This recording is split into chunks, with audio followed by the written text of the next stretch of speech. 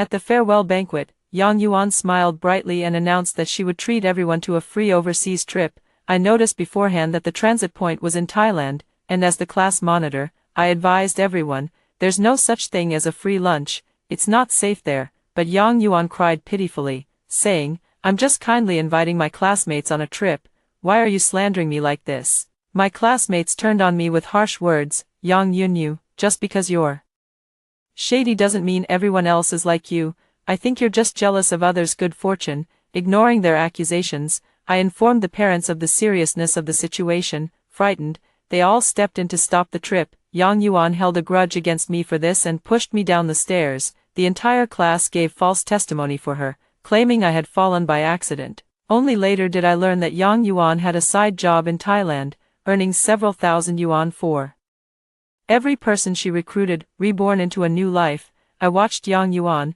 who was about to invite everyone on a trip, and smiled as I wished them a smooth journey. To celebrate graduation, I've decided to treat everyone to a 7-day trip to Europe, all expenses paid by me. Yang Yuan's voice pulled me back to reality, and I realized I had been reborn. The next moment, she took my hand with a hint of grievance. Class monitor, you're not going to spoil the fun again, are you? In my past life, Yang Yuan announced she would take the whole class on a 7-day trip to Europe, but the tickets were booked for Thailand. Faced with everyone's confusion, she explained that a layover was cheaper and that everyone could also have some fun in Thailand, but I sensed something was off.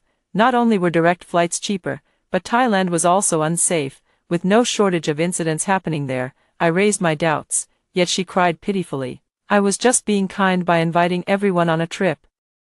Why are you slandering me for no reason? For the sake of my classmates' safety, I insisted on telling our parents about this and showed them recent fraud cases. The parents were frightened and one by one refused to let their children go on the trip with Yang Yuan. Yang Yuan held a grudge against me and pushed me down the stairs. My classmates, because I had ruined their trip, gave false testimony for Yang Yuan. In the end, my death was ruled as an accidental fall, reborn into a new life. This time I will mind my own business. Everyone, hand over your ID cards to me, and I'll book the tickets for all of you. Everyone handed over their IDs, except for me, still frozen in place. Yunyu, where's your ID card? Yang Yuan's face suddenly appeared before me, overlapping with the twisted face from my memory that pushed me down. I instinctively stepped back a few paces. Yang Yuan's simp Xiao Ruiping urged, Yang Yunyu, what are you dawdling for? Hurry up. As he said this, the looks from the classmates around me became filled with annoyance. Yang Yuan came over and took my hand. Yunyu, it's hard for everyone to get together again after graduation. Consider this trip as a farewell to our 3 years of class together. You absolutely can't miss it. Xiao Ruiping looked at Yang Yuan with adoration. Yuan, you're just too kind. She usually likes to pick on you, yet you're still willing to bring her along. Then he turned to me impatiently. Yang Yunyu, can you stop being a killjoy when everyone's having a good time? The classmates also seemed to condemn me. Exactly, she's such a loner, thinks she's better than everyone just because she's the class monitor, putting on airs. Yeah, every time something comes up, the monitor is always the first to jump out and say it's unsafe or dangerous. Nothing is safe.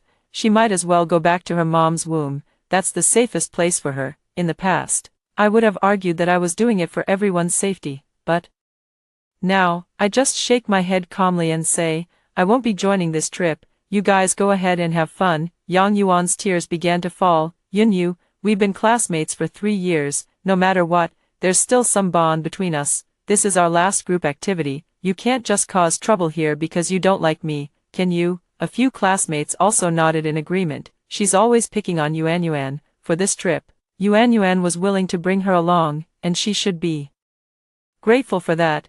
Yet she's so ungrateful. Last time, when we wanted to swim in the reservoir up the mountain, she was the one who desperately tried to stop us, and then she went and told the class teacher. In the end, everyone got criticized publicly for it.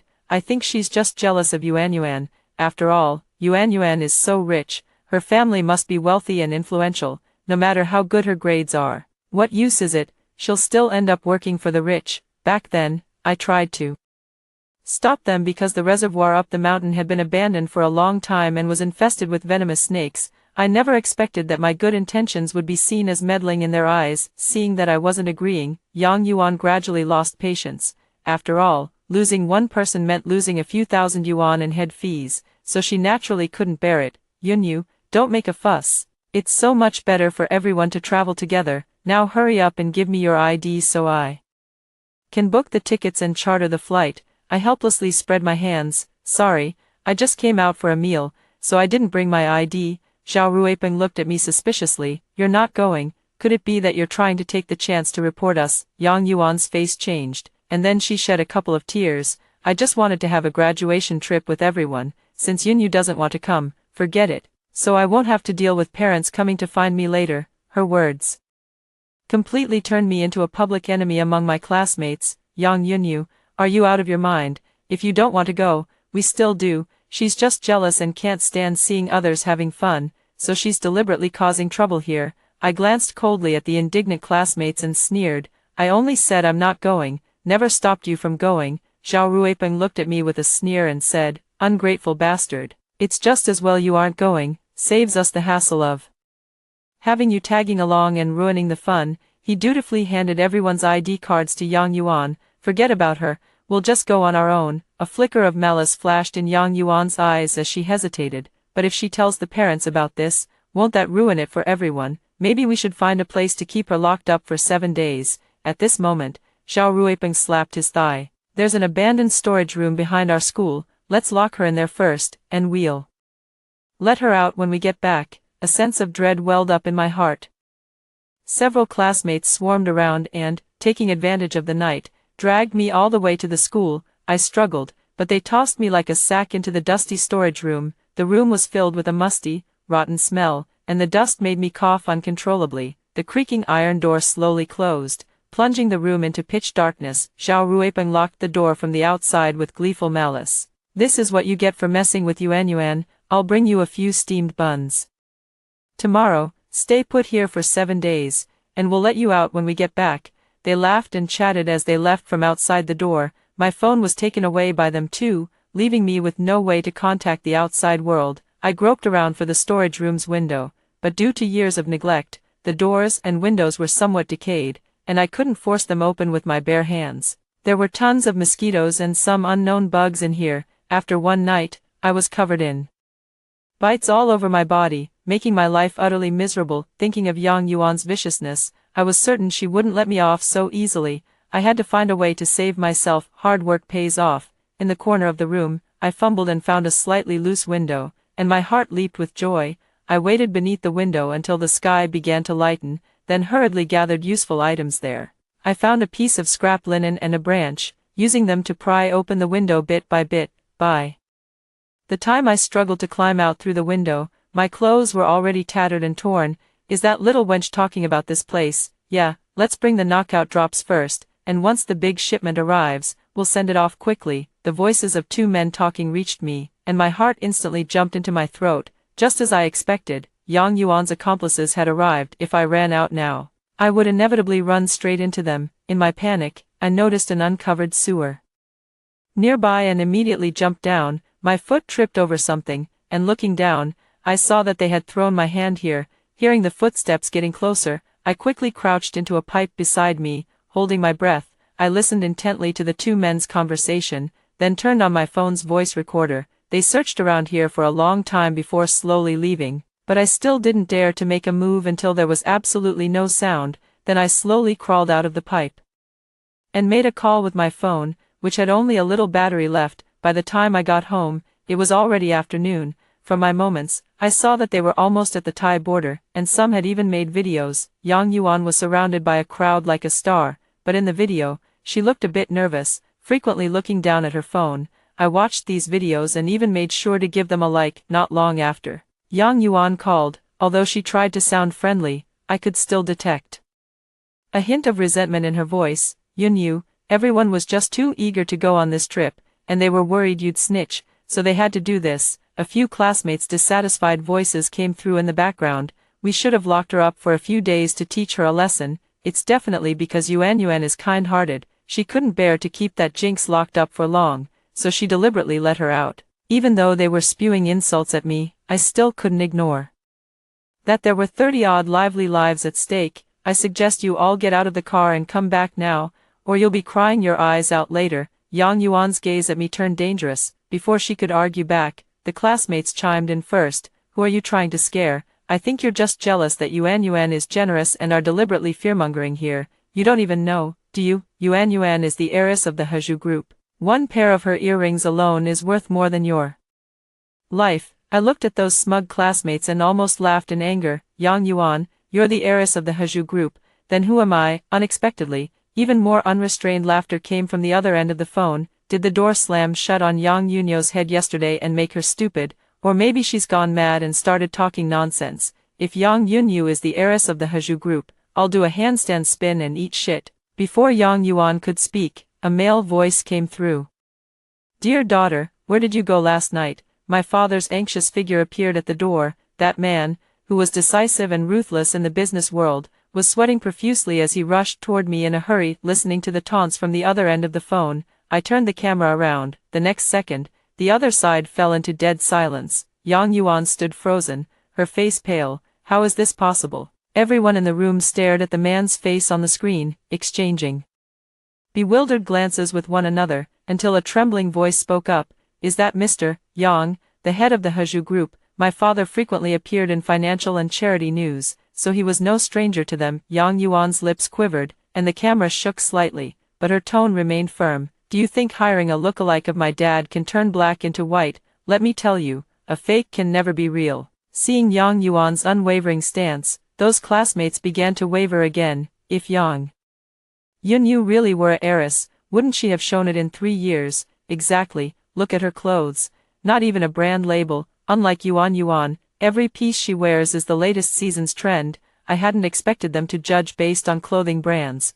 But all my life, the clothes I wore were custom-made. Even a simple shirt cost hundreds of thousands. Just as they were arguing heatedly, each sticking to their own opinion, I saw that their car had already reached the Thai border. If you don't jump out and run now, you'll really have no chance left. I kindly reminded them again. Yang Yuan suddenly spoke up. If anyone doesn't want to go, they can leave now.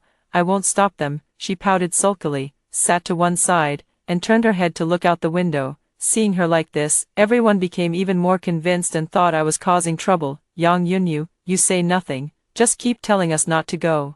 I think you're just jealous that Yuan invited us to have fun, and you're here making a fuss to scare us. Someone even rudely mocked. I wonder where you found someone to pretend to be your dad. Don't you have a father yourself? Before the words faded, the car suddenly stopped. My video call with Yang Yuan also came to an abrupt end. Father heard the entire conversation, his expression turning grim. These are your classmates. If I had known they treated you like this, I would have transferred you to an international school. Seeing my father, I could no longer hold back my tears, which fell like raindrops. I wondered how my mother had endured those days after my last death. Thinking of this, I threw myself into my parents' arms. They gently stroked my head to comfort me, saying, "You've been wronged, how about we get back at them for you?" Wiping away my tears, I told them everything about Yang Yuan taking classmates on free trips and flaunting her status as the heiress of the Yang family everywhere. Last night, they locked me in the school storage room. If I hadn't found a way to escape, I might have been captured by now. I've already called the police on my way back, and I'll need to cooperate with their investigation in the coming days. My mother held my hand worriedly, reluctant to let me take the risk, but recalling my previous death, I knew there was no point in guarding against thieves forever. Mom, Dad, they won't let me go. If we don't catch them all now, we'll always be in danger. Just as I was trying to persuade my parents, my phone chimed with a video message. In the video, the once enthusiastic people were now squatting on the ground with grimy faces, their heads buried in their arms. Several boys had swollen faces, mottled with purple and blue bruises, with traces of blood around their mouths and noses. A few timid girls were crying with reddened eyes, whimpering softly. I didn't understand why they sent such a video. A moment later, a call came through. Did you see that? On the other end of the video was Yang Yuan and a strange man. She was holding an iron rod, covered in patchy stains of blood. These are all your classmates. Don't you want to save them? Hearing what Yang Yuan said, everyone lifted their heads, fear in their eyes. Class monitor, please save me. This place is terrifying. I'm sorry. If only I had listened to you, I wouldn't have fallen into the hands of these lunatics. I'm afraid they'll really kill people. Please save me. I'll do anything you say. I'll serve you like a beast of burden to repay you. They knelt on the ground in disgrace, weeping bitterly as they begged me for help. The unfamiliar man shoved the camera into their faces, and I could even see the flesh turned up inside their wounds. Yang Yunyu, I never expected you to be the heiress of the Hiju group. Originally, each of these people would only need to pay a ransom of 5 million, but now, Yang Yuan's voice trembled with excitement, I want 100 million for each person. There are 38 people here in total, plus the hard work fee for the brothers. Let's call it 5 billion, if you don't pay up, then they're in grave danger. Faced with such an astronomical figure, many people sat slumped on the ground in a daze, muttering to themselves with vacant eyes, then crying and kowtowing toward the phone. Class monitor, your family is so rich, please save us. Class monitor, you can't just stand by and watch us die. I watched these people in their pathetic state and coldly curled the corner of my mouth. Yang Yuan, do you think they're worth that much to me? Don't you remember, not long ago, how did you treat me? Upon hearing this, the group turned pale and their lips trembled uncontrollably. Overwhelmed by immense fear, they began to speak recklessly. If only we had known you were the heiress of the He group, we would never have treated you like this. Why didn't you make it clear? If you had told us earlier that Yang Yuan was that kind of person, we wouldn't have come along. As these words were shouted, it seemed everyone found an outlet for their feelings. You must have known something was wrong all along, that's why you didn't come, right? It's all your fault. You clearly knew there was a problem, so why didn't you warn us? You have to cover this money, or we won't let you off the hook. I shrugged indifferently with a smile. I warned you twice, but you didn't listen at all. Instead, you thought I was just causing trouble. Besides, I'm curious. What exactly do you mean by not letting me off the hook? They were used to bossing me around and only then realized they were now dependent on me. Everyone hastily begged for my mercy, but I simply pressed the end button. Great, we've already located the specific position, now we're preparing to negotiate and organize a rescue on site. The middle-aged man across from me gave me a thumbs up. I let out a long sigh of relief. Just as we were waiting for the outcome of the negotiations, a heart-wrenching wail suddenly came from the doorway. Don't think you can get away with anything just because you're rich, my child. Yang Yunyu, come out, you ruthless human trafficker. I looked out the window and saw a group of agitated parents gathered at my doorstep. Amid their furious shouts, I learned what had happened. They had received news that I had tricked the entire class into going to Thailand under the guise of a trip. Shortly after the parents got this information, they received videos on their phones showing their children being brutally beaten. The videos were filled with screams, blood being coughed up, and desperate cries.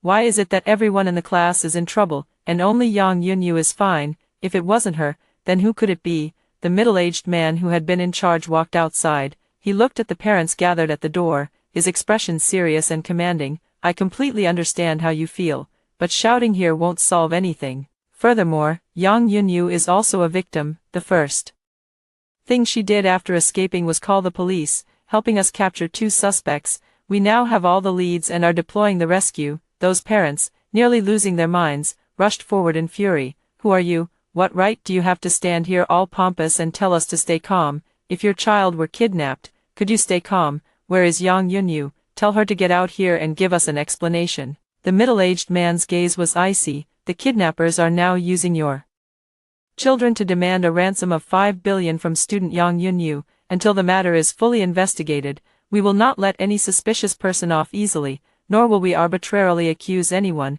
The middle-aged man's words were firm and resounding, and after venting their anger, these parents calmed down somewhat. Then, professionals began asking whether the children had shown any unusual behavior before they left. Among the crowd of parents, a woman suddenly screamed, "My child said that Yang Yuan invited the whole class on a trip to Europe and asked them to keep it from their parents, saying they were afraid their parents wouldn't agree, but my child is obedient and told me about it. The child said Yang Yuan is the heiress of the Haju group, so I let my child go, but unexpectedly, at that very moment, my phone rang again. The middle-aged man nodded at me, the call connected, and Yang Yuan's face appeared once more. Yang Yunyu, those parents are quite troublesome, aren't they?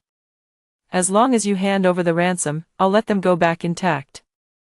I bit my lip, looking unwilling yet helpless, then let out a sigh and conceded with a dejected expression, I need to see how my classmates are first. Perhaps agreeing to pay that hefty ransom earned me a bit of patience from them. The camera panned over the faces of my former classmates. They were beaten almost beyond recognition, huddled on the ground, tears streaming down their faces as they wept silently. The man tapped the floor impatiently with a stick, and Yang Yuan quickly urged, Stop wasting time, when are you going to transfer the money? A piece of paper was placed in front of me, and the middle-aged man signaled for me to say what was written on it. This is a considerable sum, our family doesn't have that much liquid cash right now, give me 3 days, and I'll raise the money immediately. Yang Yuan exchanged a few words with the strange man, who then lifted a stick and struck the person beside him hard on the leg. A miserable scream rang out, and I clearly saw that person's calf twist into an unnatural angle. Yang Yuan deliberately showed off the twisted leg before warning me not to try any tricks, or else none of them would make it back. The video was cut off, and I let out a long sigh of relief, having completed my task. Just then, a parent relentlessly questioned, "Why is it that you're the only one who came out unscathed while everyone else got into trouble?" Before I could respond,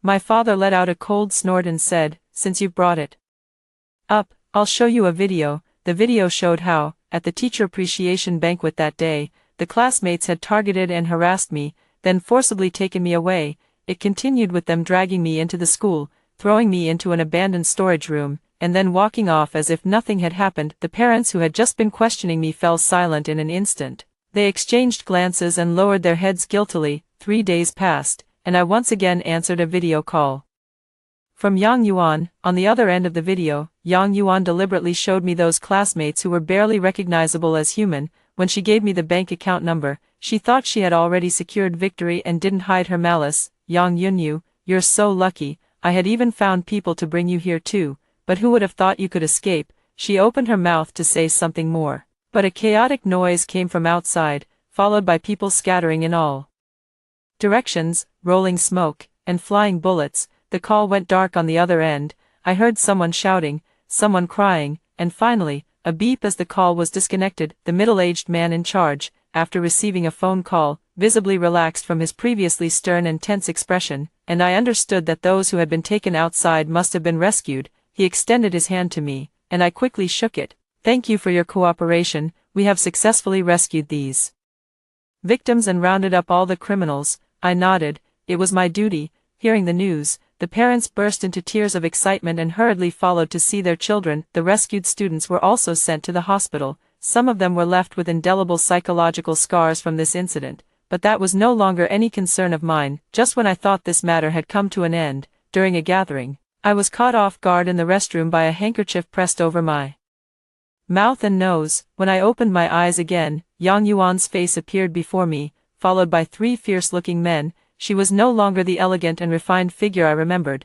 Her entire appearance was dusty and disheveled. Clearly she had been through a lot. Upon seeing me open my eyes, she viciously grabbed my hair and snarled, "Yang Yunyu, this is all your fault." Then, in a fury, she kicked me hard in the stomach. "You stole my place, you ruined me, you forced me down this path. Why do you get to live so well? I want you dead." Yang Yuan hysterically lashed out at me, kicking and hitting me until I curled up on the ground in pain. A man rushed over and gave Yang Yuan a hard slap. She cowered in fear as she looked at him. They exchanged a few words, and then Yang Yuan took out my phone to call my father. "Your daughter should be worth 2 billion, right? Then have him find a way to get us out of here." I stared at the familiar number on the screen, confused about how she had gotten my dad's phone number. Noticing my hesitation, Yang Yuan thought I was unwilling to cooperate and pressed a dagger against my neck. The sharp blade cut a shallow wound on my neck, causing me to gasp in pain. The call went through, and I heard my father's familiar voice on the other end.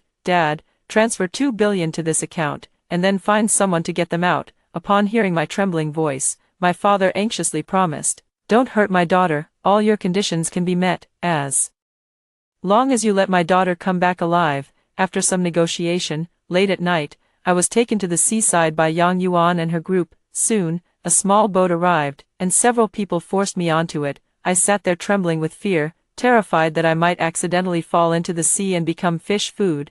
They seemed much more relaxed, and Yang Yuan smugly patted my face. "Do you think you can still go back? Once I get the money, I'll have the boss sell you to the red light district.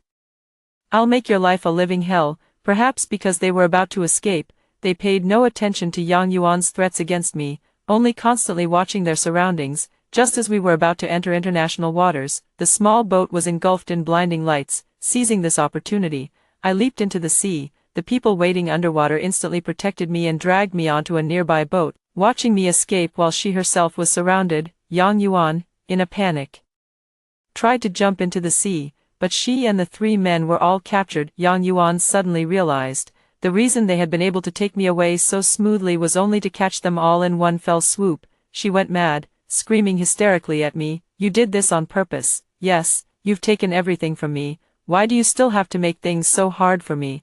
I only found her baffling. "Did I force you to do all this?" Yang Yuan collapsed to her knees on the deck. "We're both Dad's daughters, so why was I born to go hungry and cold, while you're the high and mighty rich heiress?" Faced with Yang Yuan's self-destructive accusations, my gaze involuntarily shifted to Dad. Mom held me tightly, her trembling finger pointing at Dad. "What kind of romantic debts have you racked up outside, that you've driven your daughter to this?" Dad was even more bewildered. "I haven't done anything." Yang Yuan struggled at that moment, trying to grab her father's pant leg. "I am your daughter too. Why won't you acknowledge me? My mother is Hu Qianqian.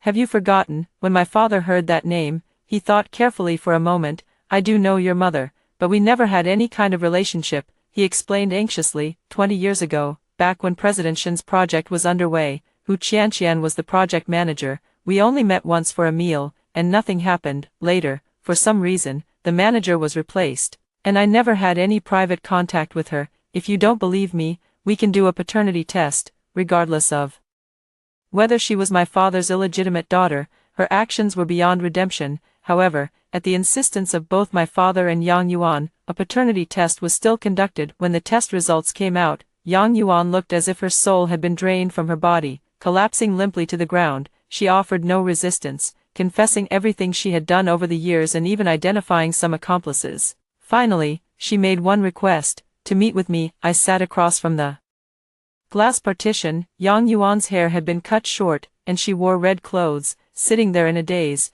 After a long while, she slowly began to speak. "My mother gave birth to me in the slums. Before she died, she said I was the illegitimate daughter of the Yang family. I wanted to find my father, but I was sent to an orphanage. When I was 10, I ran away secretly to find my father, but I was trafficked to Thailand instead. Later, I saw you at school. Actually, I already knew who you were, so I stirred up the whole class to isolate you.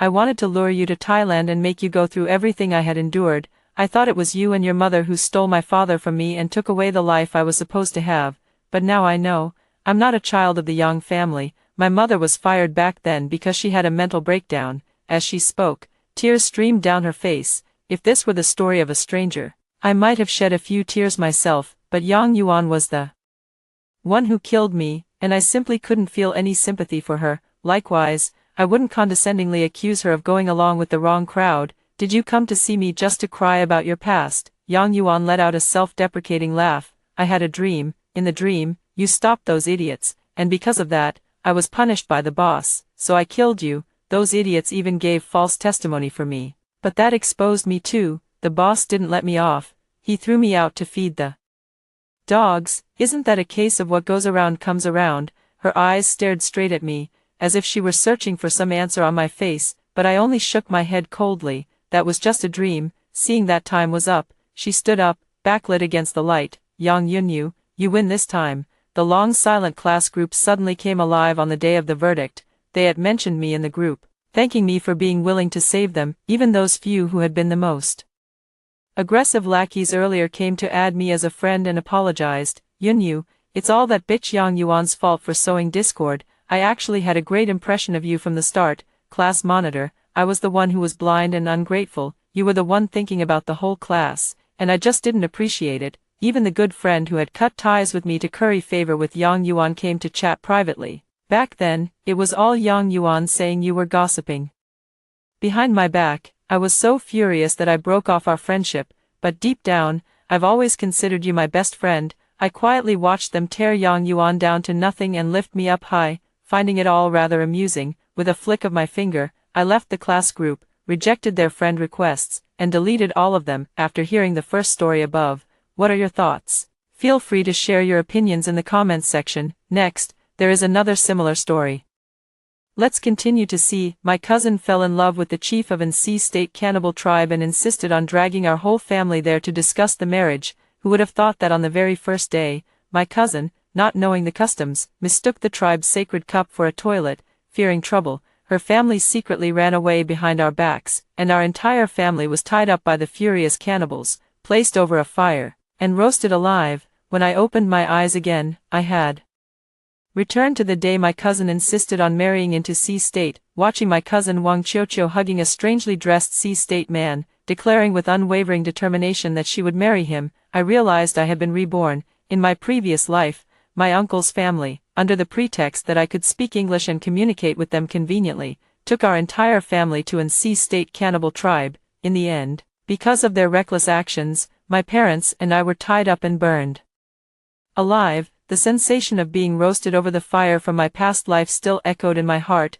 I looked at the culprits who had doomed our family and sneered, in this life, I would not let them off so easily. My uncle tugged at my mother, incessantly trying to persuade her. The C-State chief really likes my daughter. Once she marries over there, she'll be treated as the sole chief's wife, with mountains of gold and silver, more than she could ever spend. Sister, if you come with us, you won't miss out on the benefits. Hearing my uncle's delusional words, I couldn't help but find it laughable. What mountains of gold and silver could there be in a cannibal tribe? My uncle was simply blinded by wishful thinking, imagining the chief possessed vast wealth that would allow him to soar to great heights. My mother hesitated. She also knew how dangerous C-State could be and couldn't make up her mind. Just then, my cousin Wang Qiuqiu, who had been silent all along, suddenly clutched her stomach and glanced sweetly at the chief beside her. Auntie, please come with me. I'm already pregnant with Jacob's child. He's the only one for me in this lifetime. I looked at my mother and said, Mom, let's go. It'll be a good chance to see the world. After all, once cousin marries into C-State, we'll rarely get to see her. Let's see what kind of wonderful life she'll have in the future. I curled my lips into a smile. Of course we had to go, otherwise, how could we make them experience the agony of being tied up and burned alive? Hearing this, my mother no longer hesitated and booked plane tickets for our family to C-State. As soon as we landed, a group of primitive people rushed over, circling around us and making all sorts of strange noises. People at the airport turned to stare. My uncle, however, felt immensely proud. Wearing a smug smile on his face, he said to my mother, What's the use of your daughter going to university? She'd never get to witness a scene like this in her entire life, would she? I pursed my lips and said nothing. Just because his daughter, Wang Qiuqiu, hadn't gotten into university, he seized every opportunity to mock me. When our group arrived at the cannibal tribe, my uncle was dumbfounded. There were no mountains of gold and silver as he had imagined, only dilapidated thatched huts and a group of primitive people with fervent eyes. He lost his composure on the spot, his eyes reddening as he gritted his teeth and grabbed Jacob by the shoulders. Where are the mountains of gold and silver? Why is there only this worthless junk? I smiled faintly. Uncle, didn't cousin say she and the chief are true love?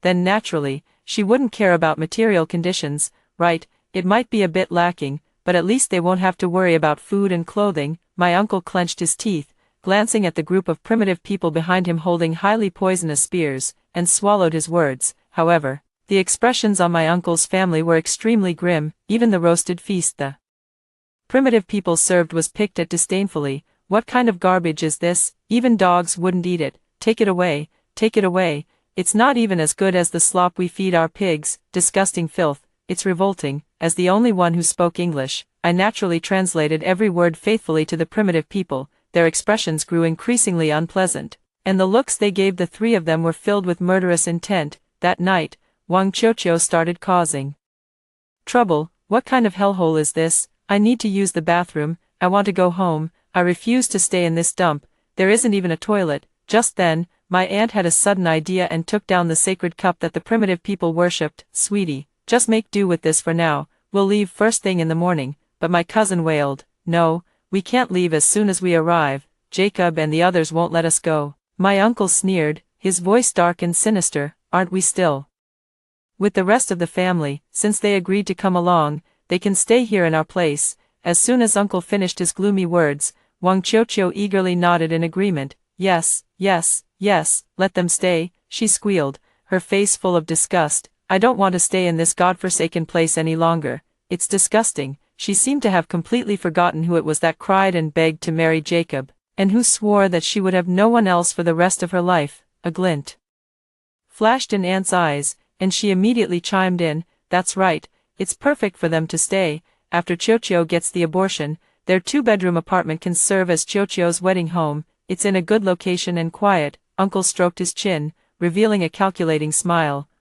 Not a bad idea. They won't need it anyway. The three of them discussed the distribution of our family's apartment as if no one else were around, their tone as casual as if they were talking about the weather. They seemed certain that our family of 3 would become their scapegoats, forever trapped in this primitive jungle. Watching the scheming expressions on their faces, I could only sneer coldly. I felt even more heartbroken for my mother. Grandma passed away early, and ever since she was young, Mom had treated Uncle as her own, doing everything she could to care for and support him. Because of Mom, Dad also extended his affection to Uncle's family, always accommodating them. The down payment for Uncle's wedding apartment was even paid by my parents, but after all that genuine support, they ended up raising a pack of ungrateful wolves. In the room, Wang Chiochio finished using the clay pot, which the tribe regarded as a sacred object, and casually placed it in the corner. The pot emitted a foul odor, and she herself wrinkled her nose in disgust. Aunt lowered her voice and urged, "Don't leave it here. It stinks." Her eyes darted around, and she came up with a malicious idea. "Throw it near their hut, otherwise, if these savages find it tomorrow morning, won't they come after us?" Uncle nodded repeatedly beside her, like pounding garlic. "Yes, yes, yes, your aunt is right. Quick, throw it over to their side." He lowered his voice, a hint of barely concealed excitement and cruelty in his tone. "Let them take the blame for this." Wang Chiochio didn't hesitate either. She got up and left with the item. Hidden in the shadows, I watched her sneak furtively over to the thatched hut where we were staying. She glanced around, confirmed no one was watching, and gently placed the clay pot in the grass right next to our hut. After doing this, she ran back to her own hut as if she had just tossed away a hot potato. So that's how it was. No wonder in my past life, those primitive people tied up me and my parents without a word and treated us in the cruelest way. They were the real culprits all along. I took a deep breath, forcing myself to calm down. Only when the surroundings were completely quiet did I silently step out. I found the sacred cup that Wang Chiochio had discarded. Walking over to the thatched hut where Uncle's family was staying, I buried the sacred cup there. When I returned, my parents had already gone to rest. According to my memories from my past life, my uncle's family would sneak away tonight while it was dark and quiet, but what I didn't expect was that the 3 of them would come slinking back, looking utterly disheveled. Their exposed arms and calves were covered in red, swollen mosquito bites, densely packed and horrifying to see. My uncle and aunt's faces were twisted with misery, and they remained silent, clearly having suffered quite a bit. Last night, they must have tried to escape under the cover of darkness, only to get lost in the woods. After struggling all night, they had no choice but to turn back the way they came. Watching their dejected expressions, I couldn't help but sneer inwardly. I had originally planned to take the tribesmen to capture them myself, but I never imagined they would return on their own. Once back, they didn't stay idle, wandering around the tribe instead. I overheard their conversation. It seemed they were planning to find some antiques and make another run for it, to sell them for money back home. Meanwhile, Jacob looked at Wang Chiochio's wounds with what seemed like a hint of pity. He pulled her aside, pointed at the bites on her body, and took out a few herbs, intending to apply them for her. But who would have thought Wang Chiochio would lash out on the spot? "Are you crazy? Don't touch me. You're putting all sorts of filthy things on me. It's disgusting. Get away from me." Now, Jacob could understand a little Chinese, and he immediately looked hurt. He grabbed Wang Chiochio's hand, as if trying to say something, but she slapped him across the face. "Can't you just get lost? If it weren't for you, would I even be in this godforsaken place? It's all your fault, you disgusting primitive. Get away from me." The moment that slap landed, the eyes of the entire tribe fell upon them. Already displeased with her disdain for their food the day before, everyone now gathered around, their sinister gazes fixed intently on Wang Chiochio. My uncle rushed in front of her, shielding her with his arm, and glared at the people before him. "What do you think you're doing, you bunch of worthless relics still living in the primitive age? Dare to lay a finger on my daughter and see what happens. She's the chieftain's wife of your tribe. I'd like to see who dares." Watching their behavior, I thought to myself that this family truly was the epitome of foolishness. Relying on Jacob's affection for Wang Chiochio, they ran amok in this primitive tribe, spoiled rotten by my parents. But here, no one would indulge them. Just then, an elderly tribesman stepped forward, his gaze fierce and fixed on Wang Chiochio. He seemed to hold a higher status than Jacob. With a wave of his hand, a group of people brought Over a wooden chest, from which came a chilling, hissing sound, he opened his mouth, as if reciting some kind of incantation.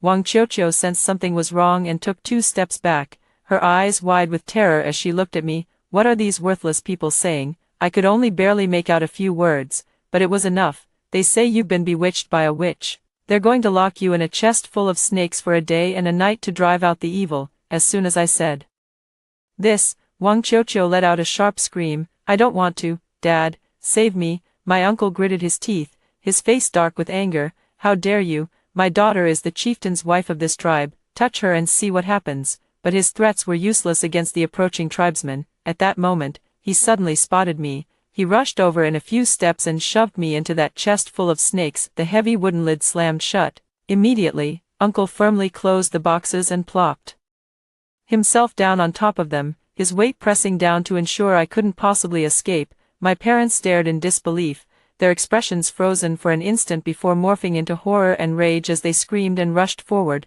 Wang Zuyao, what are you doing? Mom's voice was shrill, laced with a broken sob. They desperately tried to pull Uncle off the boxes. Dad used all his strength, his face flushing crimson. But Uncle sat on the boxes like an immovable mountain, not budging an inch. He even shifted into a more comfortable position. Then Aunt and Wang Qiuqiu reacted too, scrambling onto the boxes, terrified I might get out. Sister, brother-in-law, he said, his tone devoid of any guilt, almost as if he were granting a favor. I only have Qiuqiu, one daughter. She's been pampered since she was little and is terrified of snakes. Locking her in there would kill her. Xiaoye has always been sensible and dotes on her cousin Qiuqiu the most. Let her take Qiuqiu's place in this ordeal. It's fine, kids are tough. She'll be out after a day and a night. He spoke lightly, as if he were just asking me to borrow a bag of salt from a neighbor. The primitive people, who had been stirring restlessly moments before, now stood still and quiet, waiting on the sidelines after seeing others enter. Mom wept heart-wrenchingly,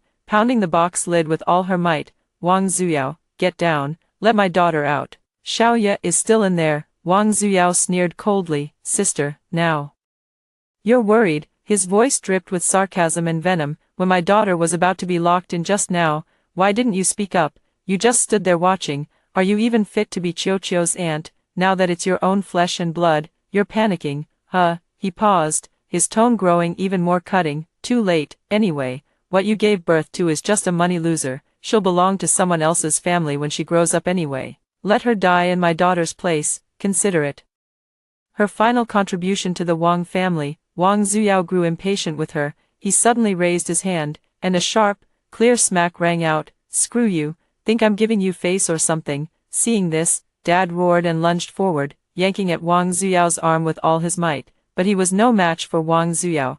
Thumping sounds came from inside the box. The noise seemed to please Uncle. He grinned, letting out a triumphant laugh. Sister, don't be too upset. After all, I'm your brother. Once Xiaoye is gone, you can focus all your efforts on nurturing Qiuqiu from now on. She's the only heir to our Wang family line. My parents wept in despair beside them. The sound of their hopeless cries filled the air. Yaya, it's all our fault. We shouldn't have come. We're sorry, Yaya. Uncle's family remained unmoved, watching coldly as my parents cried. Only when the wooden box fell completely silent did they exchange a glance and jump down from it. My parents seemed to sense what had happened. Dad, eyes red, let out an angry scream. Wang Zuyao, you beast, if anything happens to my daughter, I will never let you get away with this. Uncle's family retreated a few steps as a group of primitive people stepped forward and pried open the wooden box. The sides of the box fell outward, kicking up a cloud of dust. I stood in the center of the box, holding a snake in my hand,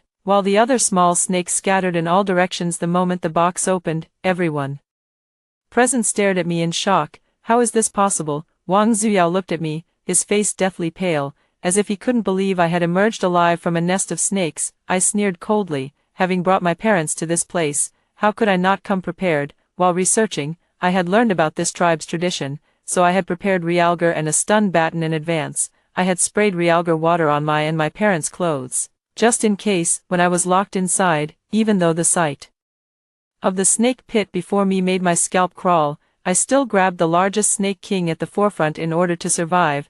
I stunned it with an electric baton, and naturally, the remaining smaller snakes dared not approach me. A group of primitive people saw me and suddenly prostrated themselves on the ground, bowing to me in worship. Even Jacob spoke up. In our tribe, anyone who can survive exorcism and emerge alive is the purest soul, the saintess of our tribe, though I couldn't understand his words. My uncle's family paled at the sight. Finally grasping the situation, I pointed at them and uttered a few words. The group of primitive people approached them once more, forcing them to retreat step by step. Just then, Wang Qiuqiu noticed Jacob standing to the side and rushed over, clinging to his leg. Jacob, I was wrong, I didn't mean it earlier, I'm your wife, and I'm carrying your child. How can you bear to let this bitch bully us? What, saintess or not, aren't you the chief of this tribe? Wang Qiuqiu looked up, shooting me a venomous glare as she gritted her teeth. Jacob, kill her. From now on, I'll stay here, bear your children, and never run away again. Jacob paused, his sinister, bloodthirsty gaze falling upon me as he slowly raised his hand. My heart skipped a beat and cold sweat instantly broke out. Slap, a crisp, sharp sound echoed through the air. The slap landed squarely on Wang Qiuqiu's face. Staggering from the blow, 5 distinct finger marks quickly appeared on her fair cheek. Swelling red and hot, she covered her face, her eyes filled with disbelief as she stared at Jacob in shock. Her lips trembled as if she wanted to say something, but no sound came out. Jacob's expression was terrifyingly dark, his eyes brimming with violence. He glared at Wang Qiuqiu, his voice as cold as ice shards. Who do you think you are? How dare you question the saintess? Wang Qiuqiu couldn't understand his words, but she felt only terror. Her body trembled, and tears instantly welled up. In her eyes, a mix of fear and grievance. I'm carrying your child, Jacob, she sobbed, trying to appeal to his mercy, but Jacob remained unmoved. I let out a sigh of relief. A group of primitive people immediately rushed toward Wang Zuyao and the others. Seeing the situation turn against him, Wang Zuyao's face changed drastically as he tried to resist. What are you doing? Let me go, I'm her uncle. They quickly subdued the group, binding their hands behind their backs with vines. Wang Qiuqiu trembled uncontrollably. Jacob, save me, I was wrong, I was really wrong, but Jacob merely watched coldly, his eyes devoid of any emotion. Soon, Wang Zuyao, his wife, and Wang Qiuqiu were all tightly bound and shoved around like livestock. Just then, my mother regained consciousness. She had fainted earlier from extreme fright and grief. Seeing me, she pulled me into her arms and burst into loud sobs. Wang Zuyao, his hands bound behind his back and held by 2 tall tribesmen, struggled fiercely, the veins on his neck bulging. When he saw my mother holding me and crying, his gaze swept over us. His bloodshot eyes held not a trace of guilt but were instead filled with venomous resentment and unwillingness. What are you crying for? She's still alive, isn't she? He roared hoarsely, shattering our brief moment of peace. My mother's sobs abruptly stopped. She slowly raised her head, her tear-filled eyes fixed on Wang Zuyao, a cold hatred burning in her gaze, seemingly provoked by her look. Wang Zuyao grew even more hysterical. Wang Huifang, you bitch, tell them to let us go. He snarled viciously at my mother, spittle flying from his mouth. I'm your brother, how dare you let them treat me like this? Have you forgotten how my mother treated you, you ungrateful wretch? If anything happens to me, I'd like to see how you explain yourself at my mother's grave. She'll haunt you even as a ghost. Let us go, do you hear me? Tell them to let us go now, he kept roaring, his voice sharp and piercing with anger and fear. There wasn't a trace of familial affection left in that face of his. It was clearly the face of a mad dog backed into a corner. I could feel my mother's arms tightening around me, her body trembling slightly with rage. My father stood in front of her, glaring at Wang Zuyao. Wang Zuyao, how dare you say these things? You almost killed Yaya, you beast. But Wang Zuyao turned his attack on my father. What's it to you? This is a matter for our Wang family. You, an outsider with a different surname, what right do you have to butt in? Every word he spoke was like a knife, viciously gouging at my mother's heart. All those years, for this family, for this younger brother of hers, how much grievance had my mother endured, how much effort had she poured in, and in the end, what she got in return was him nearly killing her own daughter. She looked coldly at Wang Zuyao, called his name, her voice terrifyingly calm. All these years, I have done more than enough for you. You ate my food, drank my drink, lived in my house. When did I ever treat you poorly? And you, how did you repay me? My mother's voice wasn't loud, but each word was like a needle, stabbing toward Wang Zuyao. Wang Zuyao's roars gradually weakened. He seemed cowed by this icy attitude from my mother, something he'd never seen before. You almost killed my precious daughter just now. when you were sitting on that wooden crate, did you ever think that inside was your own niece?" My mother's tone carried endless disappointment and anguish, so, she paused, her gaze sharp as a blade. "Even if you die right now, go down to the underworld, and complain to my mother, would have no guilt." A group of tribesmen surrounded them menacingly, ready to take them away. Just then, Wang Chiochio, who had been hanging her head low, suddenly looked up and let out a heart-wrenching wail. Auntie, I was wrong. I was really wrong. Please, I beg you, let me go." Tears streamed down her face, her voice choked with sobs, trying to win my mother's sympathy. "I was possessed back then, I was egged on by my parents, I didn't mean to." She shifted all the blame, painting herself as an innocent victim. My mother watched her coldly, not saying a word. Seeing this, Wang Chiochio cried even more pitifully. "Auntie, you watched me grow up. Have you forgotten how you used to buy me candy and new clothes when I was little? You were so good to me, I remember it all. Do you really have the heart to let something happen to me? I'm still so young, I don't want to die." If one hadn't personally experienced her previous malice and selfishness, someone might truly be moved by her pitiful appearance now. I could feel my mother's body stiffen slightly. After all, that was her niece whom she had watched grow up, whom she had genuinely cared for once. My mother's eyes were complex. There was pain, there was anger, but more than anything, there was a chill that couldn't be dispelled. Just moments ago, how Wang Chiochio and the Wang Zuyao family had sat on that heavy wooden crate, blocking my only way out. That desperate scene was still echoing in her mind. Wang Chiochio was still crying and pleading hoarsely. "Auntie, I know I was wrong, I'll never dare again. I'll take good care of you and uncle, I'll treat Yaya like my own sister. As long as you let me go, I'll do anything." My mother closed her eyes, took a deep breath, and when she opened them again, she didn't look at Wang Chiochio anymore, nor did she say another word to Wang Zuyao. She just silently turned around, took my hand, and said to my father, "Let's go." Watching my mother's resolute back, I knew she held not a shred of attachment left for this family. Our dwelling changed from a dilapidated thatched hut to a stone house next to Jacob's. The facilities inside were still simple, but at least we could sleep soundly at night. I looked at my mother and spoke softly, breaking the silence. "In the room, what if the people from the tribe?"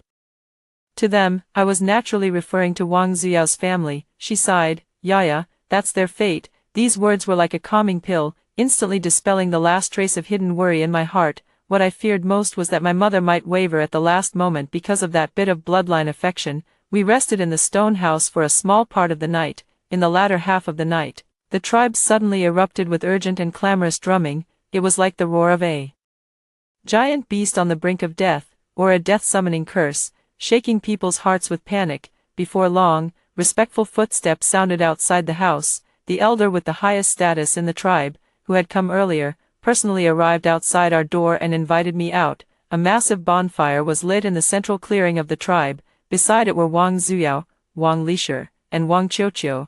They were tightly bound with vines, their clothes torn to shreds, looking utterly disheveled and miserable. Though I didn't know what had happened to them, it was clear they had been severely tortured. Through Jacob, I learned that they had discovered the Holy Grail was missing. The altar where the Holy Grail was originally enshrined was now empty. Losing the Holy Grail was no less than the sky falling and the earth splitting for these primitive people. Wang Zuyao, kneeling on the ground, suddenly raised his head, his bloodshot eyes glaring fiercely at us as he roared madly, "It's them.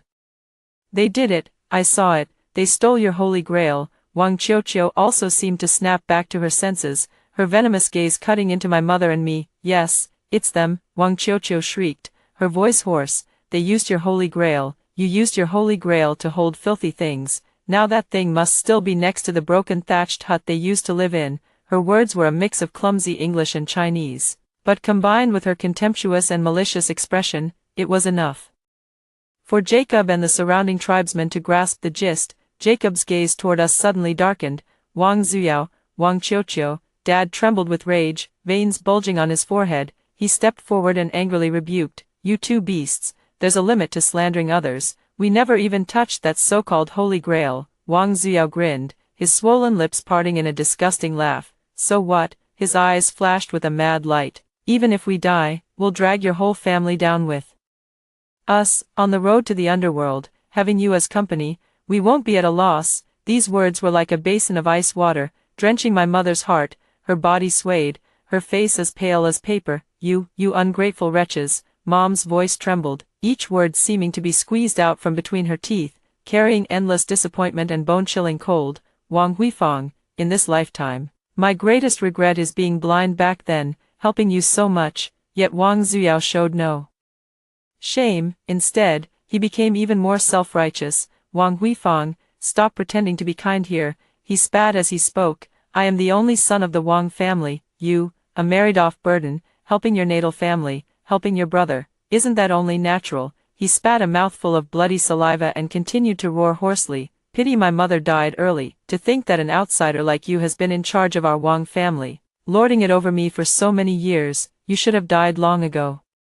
Wang Qiuqiu also raised her head. Her once somewhat delicate face was now twisted with resentment. "Auntie," she cried out shrilly, her voice devoid of any familial affection, filled only with deep-seated hatred. "Didn't you love me the most since I was little? Didn't you say you treated me like your own daughter? Why won't you save us when we're about to die?" She paused, a flash of vengeful satisfaction in her eyes. "Since you won't let us live, then let's all die together. Let's see who's more afraid." Mom closed her eyes, two clear tears silently sliding down. They were tears of despair, tears of a heart completely broken. "Jacob," his face grim, turned to me. He asked word by word, "Holy Maiden, did you take that Holy Grail?" Although Wang Ziyao didn't understand, he guessed the meaning of his words. Struggling, he shouted toward Jacob, "We can take you to find it.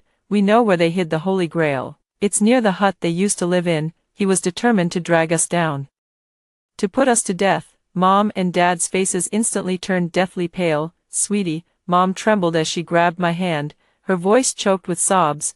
"What do we do?" You run, while they're not paying attention. You run, Mom and Dad will hold them off here. You go find help. You must survive." Dad, his eyes red, also pushed me hard. "Go, Yaya, listen to me." The scene of my tragic death in my past life flashed through my mind. That heart-wrenching despair and helplessness, I never wanted to experience it a second time. How could I abandon Mom and Dad again and escape alone? I took a deep breath, suppressing the storm of emotions in my heart. "Don't worry, Mom, Dad." My voice was calm, yet carried an unshakable strength. "We'll be fine." I raised my head, meeting Jacob's scrutinizing gaze, and also the venomous, triumphant looks of Wang Ziyao and Wang Qiuqiu. In this lifetime, I would never let them succeed. Wang Qiuqiu led the way, bringing the entire tribe to the area near the thatched hut we used to live in, and pointed to a clump of tall grass. "Here, right here." Jacob glanced at her and had someone go search. The result was obvious.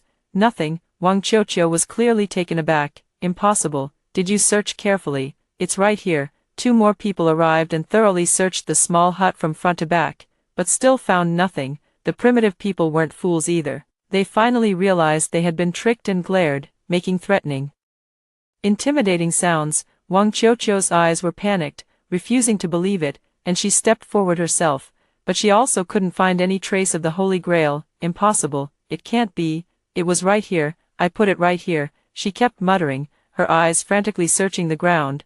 Wang Ziyao was frantic with anxiety and also stepped forward, but he found nothing either. Taking advantage of the fact that the primitive people couldn't understand, he shouted at Wang Qiuqiu, "Where did you put it?" Just then, I sneered, "Do you think our family are fools, that we'd willingly let you manipulate us like this?" I looked at Jacob. "I know where it is." Jacob frowned. "Don't lie to us." I led them to the small hut they had stayed in before and pointed to a spot behind it.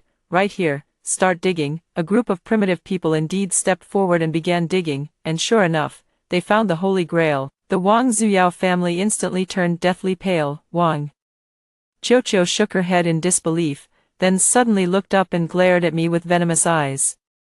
It was you, that bitch, who planted it here. It's all because of you." I sneered coldly. "What? You can scheme against us, but we can't scheme against you. Even if I did bury that Holy Grail, it's all because you brought it upon yourselves. If you hadn't been so reckless, taking the Holy Grail to use as a toilet, how could things have ended up like this?" Wang Qiuqiu glared at me fiercely, while the other two looked ashen-faced, clearly aware that there was no way to turn things around now. A group of furious tribesmen rushed forward, tied them up, and bound them to wooden poles as thick as a bull's mouth. The bonfire in the center of the tribe was burning brightly, and the three of them were carried toward the flames. Realizing what was about to happen, they immediately began screaming and begging for mercy at the top of their lungs. Wang Zuyao had lost all his previous arrogance and looked at my mother, weeping bitterly. "Sis, we've relied on each other all these years, how could you bear to watch us die like this? I was wrong before, I truly know I was wrong, please help us, sis, I really know I was wrong now." A trail of wet marks was left wherever they passed.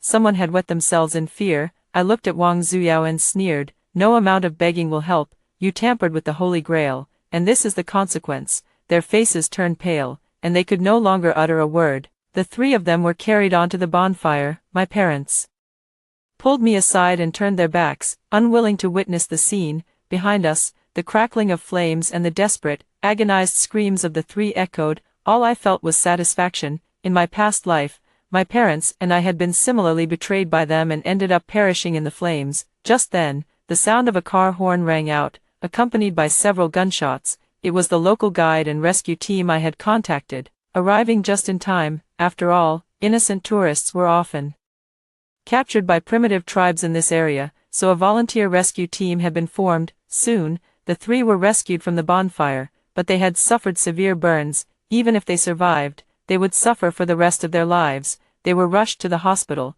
while my parents and I were taken to a safe place. We bought tickets and returned to our home country. It wasn't until several months later that the three of them were out of danger and returned home. However, the skin on their entire bodies had been burned away, and their faces were especially horrifying. Every day during bandage changes, the agonized, desperate wails of the family of three could be heard. My mother sold their house to pay for their hospital bills, allowing them to undergo skin graft surgeries and live a somewhat normal life in the future. This was the last act of mercy she could offer. What had happened in the tribe had truly broken my mother's heart, and she no longer wanted anything to do with this family. After being discharged from the hospital, the family barely managed to survive, but, having lost their house, could only rent. However, no one was willing to rent to them. In the end, they had no choice but to slink back to their hometown, where they found a few dirty and exhausting jobs nearby, barely scraping by. Wang Ziyao once tried to call my mother, but his number had long been blocked by her.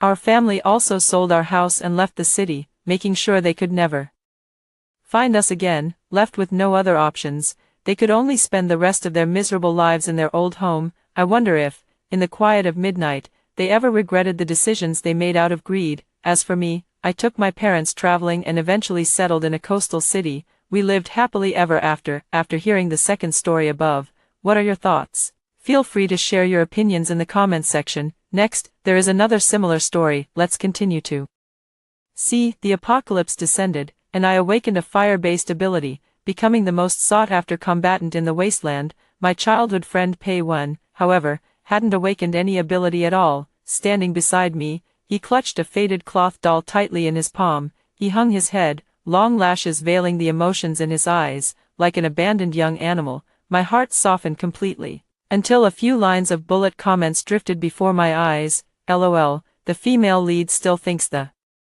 villain is weak and helpless, but that thing in his hand is a voodoo doll, such a deadly weapon, and yet this scheming villain spends the early stages just using the doll to harass the female lead. A perfectly good puppet doll, almost used like a synesthesia doll. Before my confusion could fade, someone gave my butt a light, ambiguous, and deliberate squeeze. I whipped my head around and met Pei Wen's clear, innocent gaze. His fingertip still rested on the cloth doll's head as he smiled. Pure and untainted. Jixia, what's wrong? You look pale. And I saw clearly. The hem of the cloth doll beneath his fingertip was stained with dust identical to the smudges on my pants. On the day the zombie apocalypse descended, I awakened a fire-based ability. The flame that shot out from my palm burned me so badly I stumbled backward, yet I foolishly laughed out loud. This thing is awesome. It can roast zombies outside and keep me warm or cook food inside.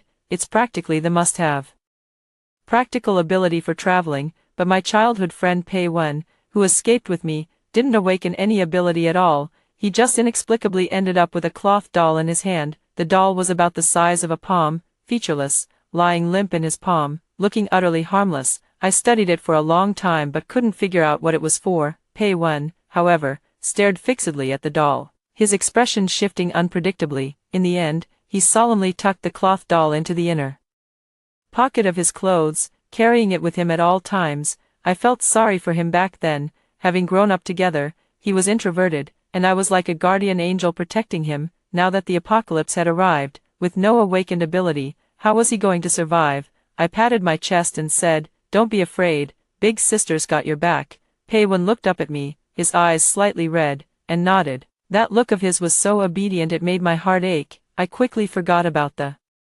little incident with the doll, until 3 days ago, when strange things started happening one after another. That day, I was lying on the bed pretending to sleep. Suddenly, an inexplicable tingling sensation washed over me. It felt as if someone was gently stroking along the curve of my back with their fingers, both itchy and numb. Thinking a zombie had ambushed me, I sprang up like a carp leaping out of water. But aside from Pei-Wen lying on his side with his back to me, there wasn't even a ghostly shadow around. My movement woke him up.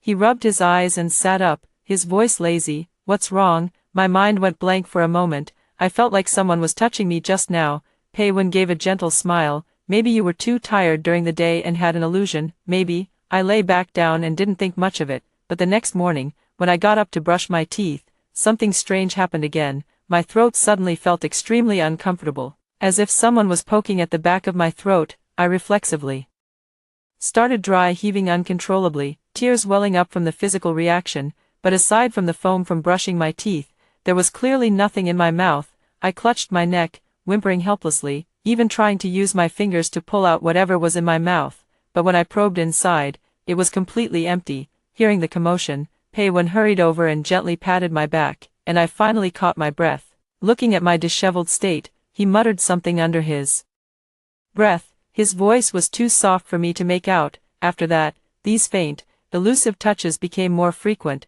sometimes on my waist, sometimes on my thigh, sometimes in more private places. These touches were always just teasing, impossible to ignore yet impossible to resist. I once suspected that I might have been haunted by something unclean, but I never once thought of Pei-Wen. After all, if a zombie apocalypse could happen, a few ghosts or monsters wouldn't be strange either, until now. When several lines of semi-transparent text suddenly floated before my eyes. LOL, the female lead still thinks the villain is weak and helpless, but he's actually holding a voodoo doll, such a powerful weapon, and yet this creepy villain just uses the doll to harass the female lead in the early stages. What a perfectly good puppet doll, almost used as a synesthesia doll instead. I froze. What the hell? Bullet comments. I rubbed my eyes. The words were still floating by, one after another.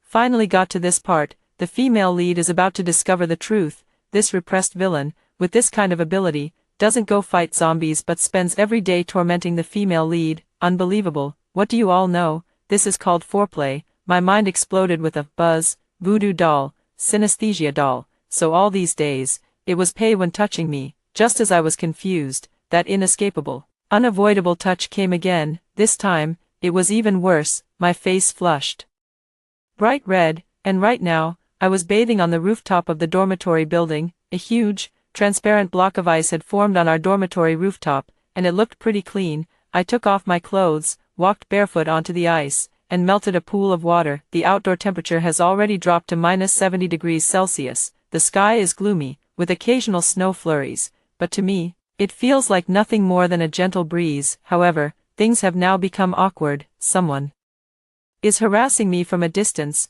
The barrage of comments in front of me is providing real-time updates. Damn, where is he touching? Wow, he's using his mouth now. What are you talking about upstairs? Why was it censored? Holy shit, the villain looks so refined, but he knows a lot. Is this something we're allowed to watch? Panting noises. This kind of stimulation is too much for a pure-hearted straight girl like me. My head feels dizzy, and my entire body is burning up. The ice beneath me is rapidly melting, my body temperature is out of control, and the water in the pool is boiling. I try to crawl out of the ice using both my hands and feet, but suddenly, a tingling sensation sweeps through my entire body. It feels as if all my strength has been drained in an instant, and I collapse back, powerless. Unconsciously, I've melted a large hole in the ice, and now, I'm trapped in the water. Thankfully, I was on the school swimming team before the apocalypse, so I quickly hold my breath to avoid choking, but once my breathing is cut off, my body becomes increasingly sensitive. I even start trembling uncontrollably. I feel my eyes starting to roll back. As I watch my body gradually sink into the water, a hand reaches in and grabs my wrist. I'm pulled out of the water, gasping almost greedily for fresh air. Looking up, I see the culprit, Pei Wen, staring at me. He's bundled up tightly, only his clear eyes visible, fixed unblinkingly on me. He looks utterly innocent. Jixia, what's wrong with you? What's wrong with me? What do you think is wrong with me? A torrent of curses is stuck in my throat, but looking into those clear eyes, I can't bring myself to say them. My lips twitch, and I manage to say, just help me out first. Damn it, my legs feel weak. Pei Wen slings my arm over his shoulder and wraps his arm around my waist, maybe because we're too close. I can clearly hear him swallow. I quickly evaporate the water from my body, put on my clothes, and flee from the rooftop as if escaping. It wasn't until I ran back to the dormitory that I belatedly realized, why did I run? I'm the victim here. By sorting through the barrage of comments, I finally understood the current situation. Su Jixia was nothing more than a love-struck female character in a post-apocalyptic survival novel. After awakening my fire-based abilities, I gathered the survivors at the school and formed my own faction. I could have lived comfortably for a decade or so by scavenging around the school and its surroundings. However, I met the male lead. He was a medical genius from the same school, not only incredibly brave but also the key to saving the world from the apocalypse. I fell in love with him, captivated by his grand ideals, and because of this, I broke off with Pei Wen. Later, I followed the male lead away from the school and headed to the capital base. Before leaving, I tried to persuade Pei Wen to come with me, but I said the wrong thing, and we had a huge argument. In the end, I stormed out, slamming the door behind me. Pei Wen cried and called out to me, but I didn't even look back. A year later, I died in the jaws of a zombie while protecting the male lead's retreat. When I died, not even a whole body was left. After news of my death reached Pei Wen,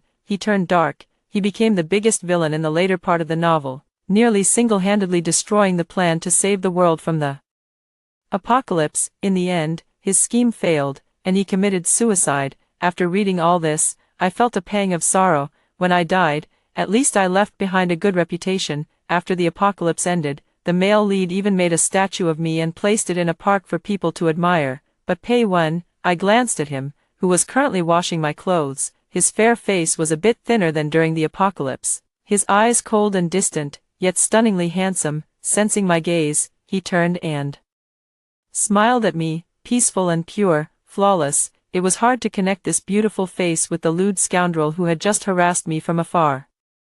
And I didn't even want to think about his fate. According to the comments, Pei Wen was captured later, and his puppet doll was taken away. The male lead imprisoned him but, out of respect for my dying wish to take care of Pei Wen, never executed him. Yet Pei Wen had nothing left to hope for. He bit through the artery in his own wrist and bled to death. What kind of desperate will to die would make him choose such an excruciating way to end his life? I didn't dare dwell on it, lost in thought.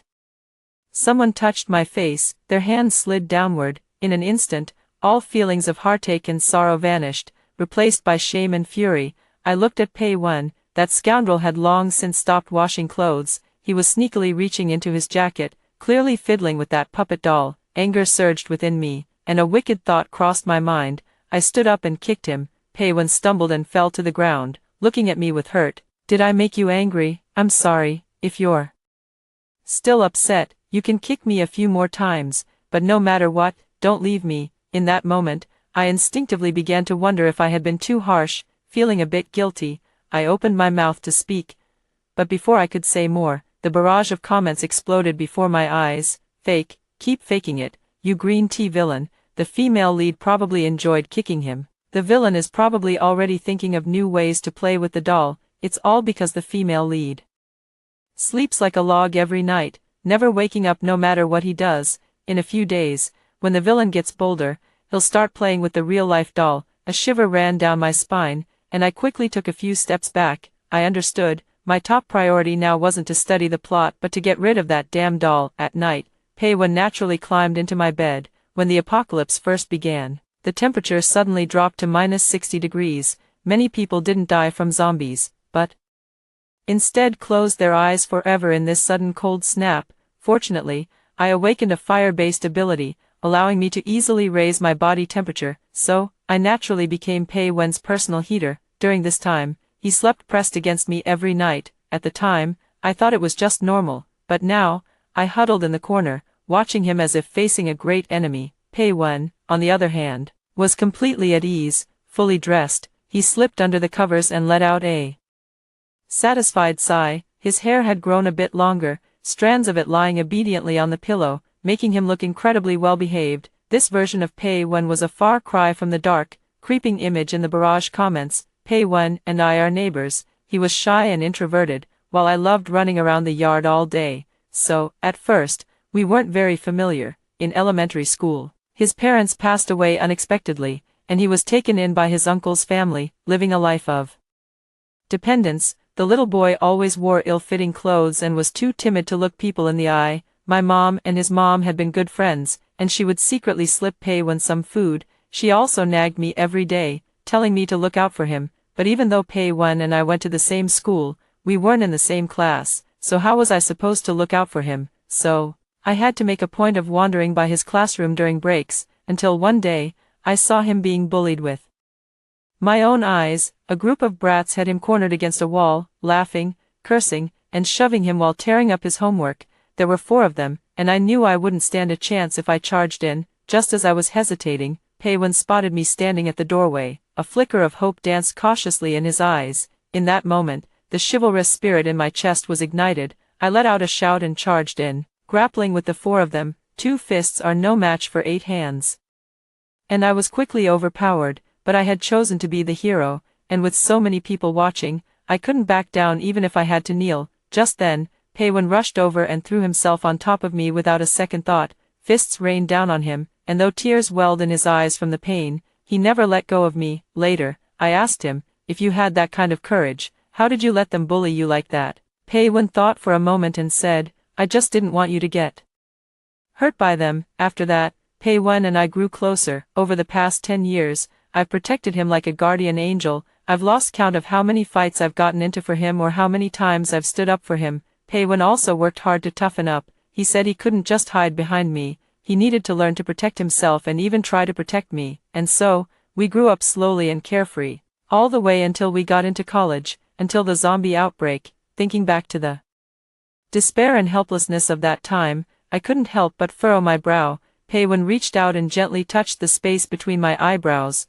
He told me about his new discovery today. Jixia, I found an off-road vehicle. The engine isn't broken. My eyes lit up. With my fire-based ability, I can move freely in this extreme cold of the apocalypse, but for most ordinary people without abilities, -50 degrees is their limit. These days, only during the 2 hours at noon does the temperature briefly rise to -50 degrees. Once it's past 2 in the afternoon, the temperature plummets to -70 or even 80 degrees. Because of the weather constraints, we haven't dared to search for supplies on the other side of the school, the cafeteria, teaching buildings, or infirmary, for fear of not making it back in time. With a vehicle, scavenging and transporting supplies would be much easier. Once I fix the car, we can bring back the generators we found earlier but couldn't carry to the dorm. At the mention of this, I couldn't help but say, does that mean our dorm will have electricity?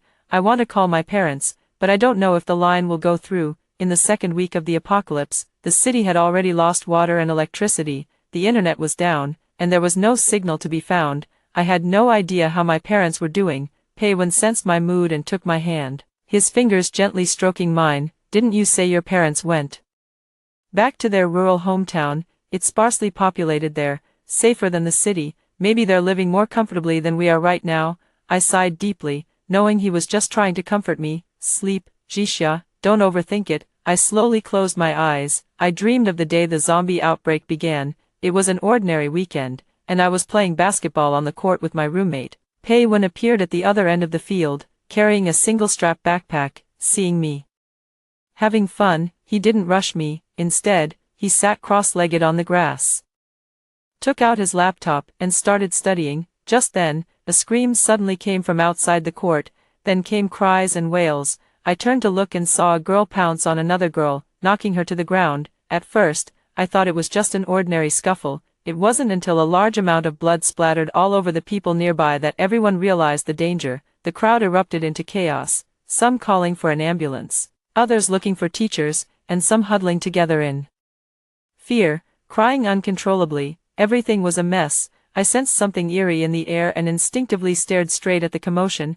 Then, I watched as the girl who had already fallen to the ground twisted her limbs and stood up. Her skin had turned deathly pale from excessive blood loss, with black lines spreading across her body like veins. The wounds on her arms and neck were exposed to the air, a horrifying sight. Her eyes were empty and lifeless. Danger. I turned and rushed toward Pei-wen. By then, he had taken off his headphones and was looking around in confusion. Without a word, I grabbed his hand and pulled him toward the other side to escape. After that, everything became chaotic. I fled in a panic, trying to find a way out, but there were too many zombies, and they soon cornered us. I picked up a badminton racket from the ground and swung it wildly at the zombies. But those things were much tougher than I had imagined. I struck them several times, only slowing them down without any real effect. Suddenly, a zombie attacked me from behind. It was too fast for me to react. Just as I had resigned myself to my fate, Pei-wen wrapped his arms around me, just like when we were kids. He shielded me with his own body. The zombie opened its bloody maw and bit into his shoulder.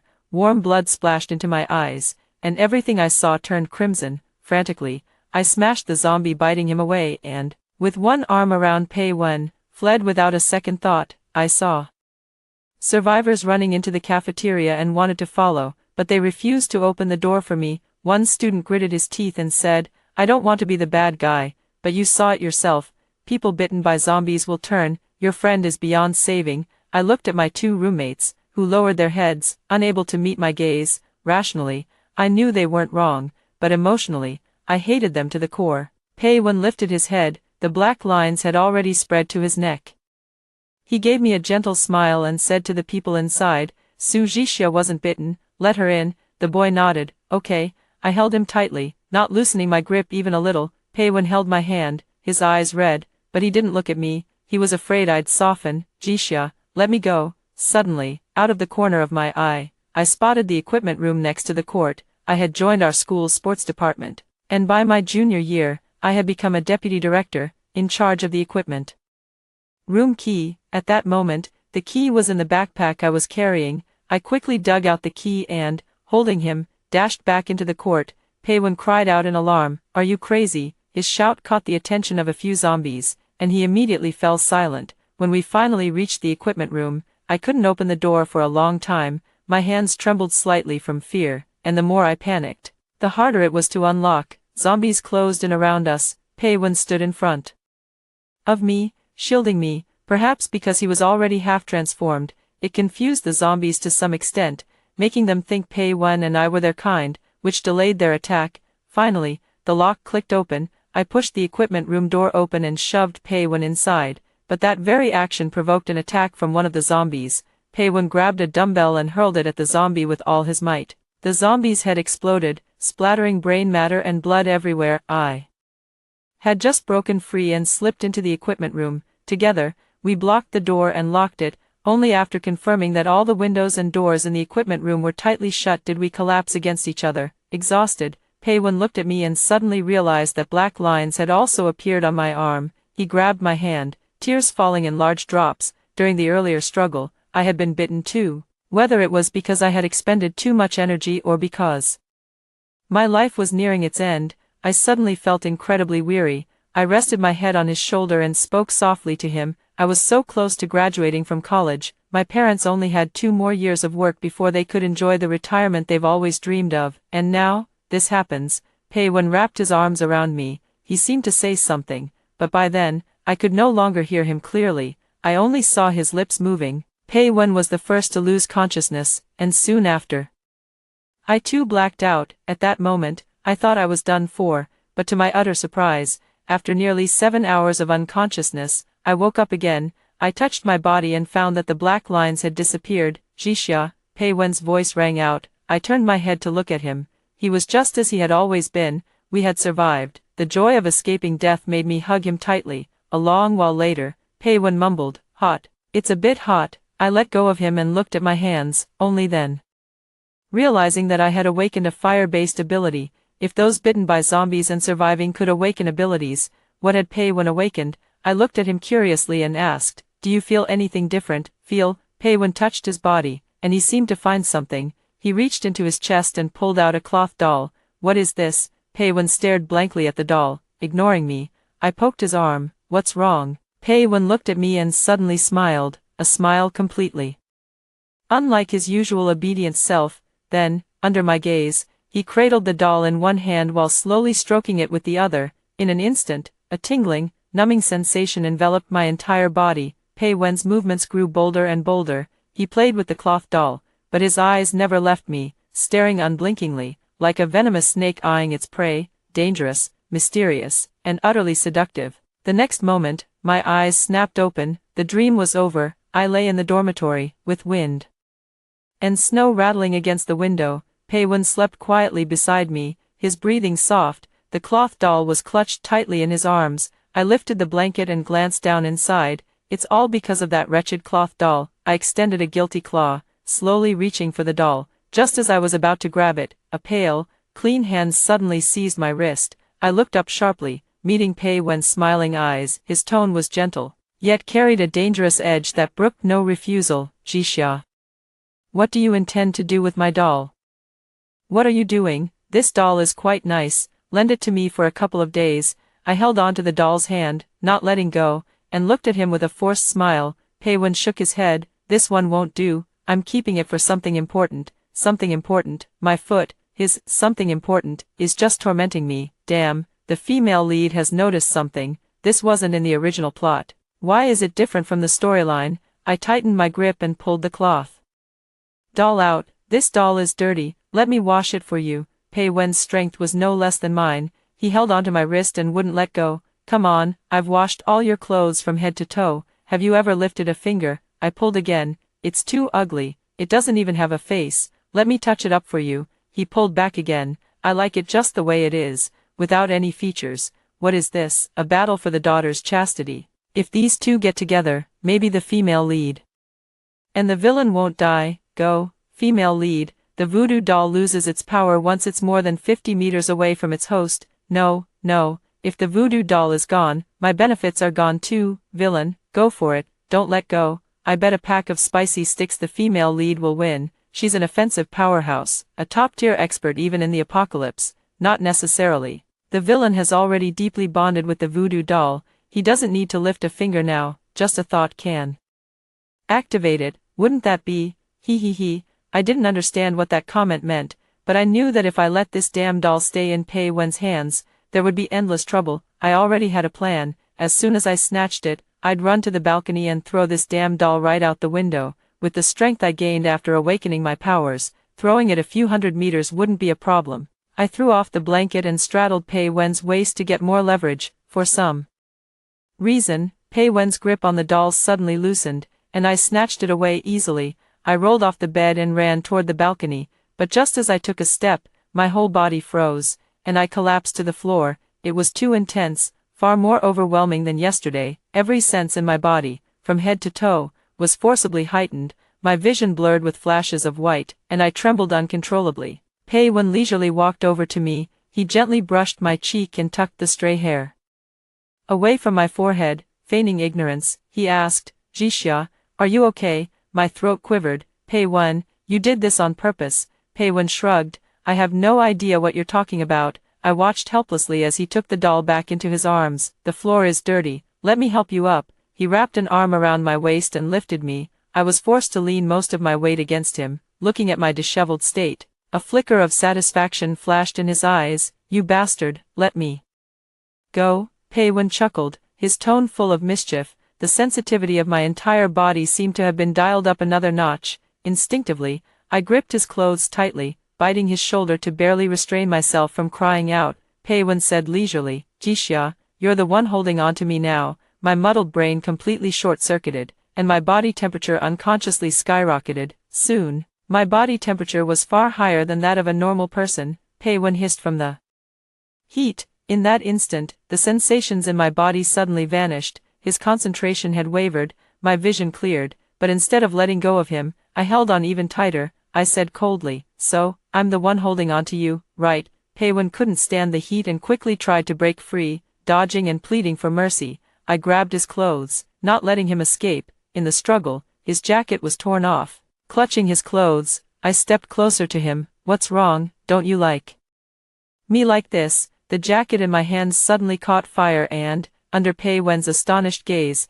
turned into a pile of black ash. Pei Wen's lips trembled. It's a misunderstanding, really a misunderstanding, let me explain, but I couldn't listen to his explanations anymore. Pei Wen pulled open the door and fled into the hallway. I caught up, holding him while gritting my teeth and shouting, "Come on, keep hugging. Don't you like me like this? Why are you running away? Come on, keep hugging." Pei Wen kept begging for mercy. I was wrong, Jixia, sister, please spare me this time. I pinned him against the wall, pressing myself tightly against him. Today, I won't stop until I've steamed him alive. With a loud clang, the stainless steel basin fell to the ground, echoing throughout the hallway. I stiffly turned my neck to look. The other end of the hallway was densely packed with people. Over the past few days, I'd been scouring the school for survivors and arranging for them to stay in the dormitories. At this moment, besides Pei Wen and me, there were 13 other people living on our floor, all staring at me in perfect unison. Their expressions varied. Some were stunned, some disbelieving, and others wore knowing, ambiguous smiles at the corners of their mouths. The way I looked now was exactly like a female bully harassing an innocent girl, and a particularly sleazy one at that. The warmth in my body instantly vanished, and my heart sank to the bottom. I tried to form words, but the more I panicked, the less I could speak. I glanced at Pei Wen, hoping he'd explain a thing or two, but Pei Wen bit his lower lip, looking as if he'd been violated, and said, "Don't overthink it, it's all a misunderstanding." I grew even angrier and pointed at Pei Wen. "It's him, he, that doll of his." Everyone looked at Pei Wen. Pei Wen wore an innocent expression. "This is just an ordinary cloth doll." Everyone sighed in unison and scattered on their own, but a few stray comments still reached my ears. TSK, I never thought Su Jixia was this kind of person. Poor Pei Wen. In the apocalypse, the dark side of human nature gets amplified. Su Jixia isn't so bad, she's only harassed Pei Wen. The bullet comments gleefully flooded the screen. Ha ha ha ha ha ha ha ha. Can't speak of the bitterness, can't speak of the bitterness. If I were the female lead, I'd have the heart of a villain. Female lead, for my peanuts, for my peanuts. Why did the villain suddenly turn so manipulative? Did you forget? There are several survivors who secretly admire the female lead. The villain isn't manipulating the female lead, he's manipulating his rivals. My hands slowly clenched into fists. Pei Wen pressed himself tightly against the wall, and at this moment, he was genuinely a little scared. He swallowed hard. "Calm down." I looked at him and threw a punch. Half an hour later, fully armed and expressionless, I announced to everyone, "Today, our target is Building 6 of the girls' dormitory." Pei Wen, sporting a black eye on one side, silently followed behind me. I glanced at him. "You don't need to come." Pei Wen nodded and said, "Okay." He looked pitiful. My heart softened, and I wondered if I'd been too harsh on him. Thinking this, my tone couldn't help but soften a little. "Didn't you say you found an off-road vehicle yesterday? Go fix it up quickly." Pei Wen's previously tense expression relaxed considerably, and he smiled slightly. "Okay, actually, isn't the villain's behavior harassment? In real life, encountering something like this would warrant calling the police. In the real world, I'd keep my distance, but in a novel, I'm all for it." To the person above, "The ugly ones are harassers, the handsome ones are just mysterious and alluring. Whether it's harassment or not depends on the other person's attitude. If the female lead shows disgust and revulsion, then it's definitely harassment. But the female lead doesn't seem all that disgusted. I thought about it carefully. To this day, I still don't dislike Pei Wen, nor do I find him disgusting. My gaze drifted to the last bullet comment. "Not disliking means liking. What voodoo doll? It's just part of the female lead and villain's play." I scoffed. "What nonsense. I don't like him at all." The moment I stepped into the No. 6 girls' dormitory, I felt something was off. It was unnervingly quiet. Even if everyone was dead, there should still be wandering zombies around. But here, there was nothing. That could only mean one thing. An ability user had taken over this dormitory building and cleared out all the nearby zombies. I stopped my teammates, who were about to enter, and said firmly, "Fall back," as expected of the female lead's rival. Decisive enough. This building has already been taken over by Chen Wenhe. That trash, relying on his water-based ability, not only seized all the supplies in the entire dormitory but also forced the surviving girls to be his slaves. What a despicable scumbag. In the apocalypse, the most terrifying thing is the human heart. Chen Wenhe's ability naturally counters the female lead's rival. Retreating now is the wisest choice, but it's already too late, too late. My eyes widened instantly, and I immediately went on high alert.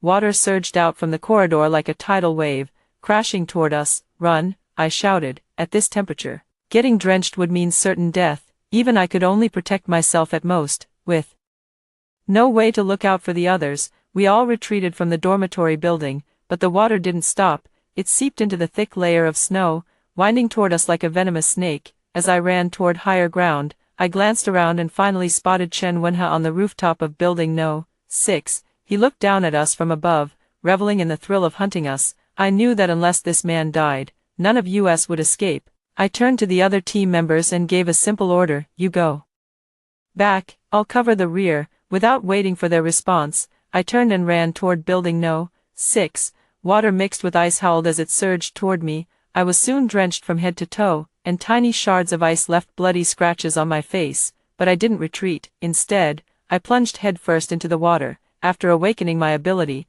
my physical condition had improved significantly compared to ordinary people. Even without using my ability, I could still move freely through waist-deep water. I had to get close to Chen Wenhe to have any chance of winning, but Building No. 6 was still gushing water relentlessly. Trying to reach the rooftop through the bone-chilling ice water seemed almost impossible. Just then, a girl from the neighboring No. 7 dormitory poked her head out and waved at me. A black hole appeared in front of me. The barrage of comments went wild. It's the female lead. The female lead's spatial ability is so cool, so awesome, so awesome. The iconic scene is here. The meeting between the female lead and her rival, female lead's rival. Hurry over, the female lead can help you. I had to take the gamble. Clenching my teeth and closing my eyes, I charged into the black hole. When I opened my eyes again, I was standing in the corridor of Building No. 7. A girl with a ponytail, neat and delicate, stood opposite me. As soon as she saw me,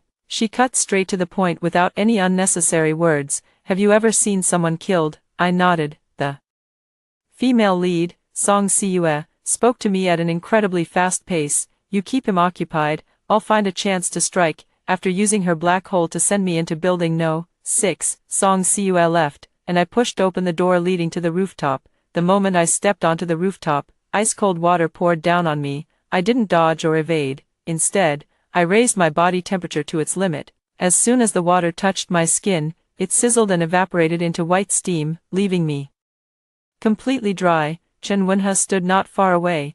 It was only then that I realized I had seen him before. In the university campus before the apocalypse, we had briefly crossed paths. There was a cafeteria window that made particularly delicious braised pork ribs. Whenever they were available, I would make sure to get some, but that day, our class ran late. By the time I hurried to line up, there were only a few ribs left. Just as it was about to be my turn, the person in front of me bought all the remaining ribs in one go. That person was Chen Wenhe. That noon, I glared angrily at Chen Wenhe, watching him eat with a blissful expression, grease dripping from his mouth. I was so furious that even the food in my mouth lost its flavor. And now, Chen Wenhe's face was twisted, his expression manic. According to the bullet comments, he not only kills people and steals goods but also rapes female classmates. Those who disobey him are frozen alive into ice sculptures for his amusement. Did the apocalypse change human nature, or was it always like this? Chen Wenhe and I didn't exchange many words. We immediately launched an attack on him. Chen Wenhe's water-based ability counters mine, but unlike me, he can't withstand extreme cold. I'm also more agile and experienced. Though I couldn't get close to him for the moment, he couldn't kill me either. As the outdoor temperature gradually dropped, Chen Wenhe's stamina began to falter. Just then, a black hole appeared behind him. Song Siyue rushed out at lightning speed, pulled out a dagger from who knows where, and stabbed straight at Chen Wenhe. Success! I felt a surge of joy. No, not success. Someone grabbed Song Siyue out of thin air. The tip of her blade was less than a fist's distance from Chen Wenhe. Chen Wenhe laughed maniacally. He turned to look at Song Siyue. Little mouse, I've wanted to catch you for a long time.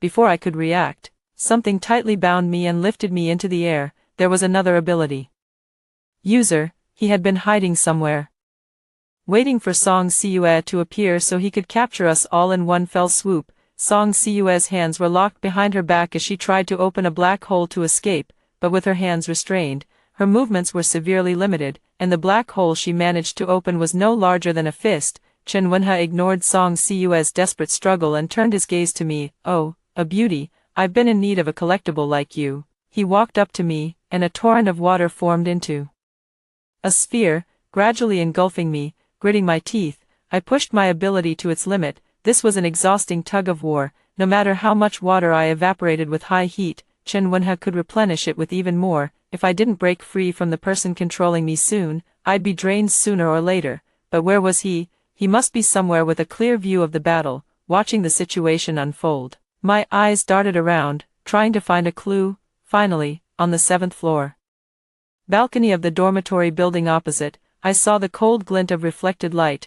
With great difficulty, I signaled to Song Siyue, holding up 7 fingers. Following my hint, Song Siyue also spotted the situation across the way and opened a black hole near my hand. Without time to look further, I tossed several fireballs into the black hole. A scream came from the other side, and the restraints on both Song Siyue and me loosened simultaneously. Song Siyue rushed forward in a few quick steps and plunged her dagger into Chen Wenha's back. The water receded from my body, and I shook off the droplets, taking a deep breath of fresh air. But the battle wasn't over yet. There was still an enemy across the way, and I didn't know whether he was alive or dead. Standing at the edge of the balcony, I peered over at the opposite building. A fierce fire was raging in a dormitory on the 8th floor, thick smoke billowing from it. But my intuition told me that the person who could grab me out of thin air wasn't dead yet. The female lead and second female lead work so well together. Sorry, villain, but I'm shipping the female lead and second female lead for a moment. The ability user across the way has telekinesis. If he wants, he can lift an entire building with his bare hands. He's not dead yet. He's hiding and preparing to ambush. Maybe we should take shelter inside the dormitory building first. Just as this thought crossed my mind, I heard Song Siyue shout from behind, "Damn it!" Before I could turn around, I was struck by a massive wave of water and sent tumbling off the building. It was Chen Wenha, using the last of his strength to deliver a fatal blow. His body was like a spring, gushing water endlessly. The water surged like waves in a storm, nearly shattering my body. This was the rooftop. Falling from this height, even with the snow below to cushion the impact, would leave me badly injured. Just as I was at a loss, a black hole appeared beneath me, and the next moment, I landed safely on the ground. It was Song Siyue. She used the teleportation function of her black hole to move us downstairs, but before I could get up, I was restrained again. The person twisted my arms behind my back, grabbed my neck, and lifted me into the air. My feet left the ground, my face flushed red from lack of oxygen. Song Siyue's hands were twisted into a distorted angle, likely broken. She let out a sharp, agonized scream. I couldn't break free, couldn't help her. The person who had been pulling the strings from behind the scenes finally appeared, an ordinary-looking young man. He picked up the dagger Song Siyue had dropped, sliced open her clothes, and smiled with a sickening, slimy grin. "Don't worry, I won't kill you easily." He turned to look at me. "As for you," he laughed recklessly, "tough luck. Try to be reborn into a better life next time." He reached out toward me, and I could feel the pressure on my body intensify, almost crushing me, just as I was about to lose consciousness. The pressure suddenly vanished. I collapsed into the snow, the icy chill jolting me back to awareness. Struggling to lift my head, I saw the once arrogant young man now looking like a plucked chicken with its neck wrung. His desperate howls echoed across the snowy ground. Who is it? Show yourself." His limbs were slowly, methodically broken, blood gushing from the wounds and quickly freezing into clots in the bitter cold. Finally, his neck, the sky began to snow again. Peiwen trudged through the snow toward us, clutching that voodoo doll in his hand.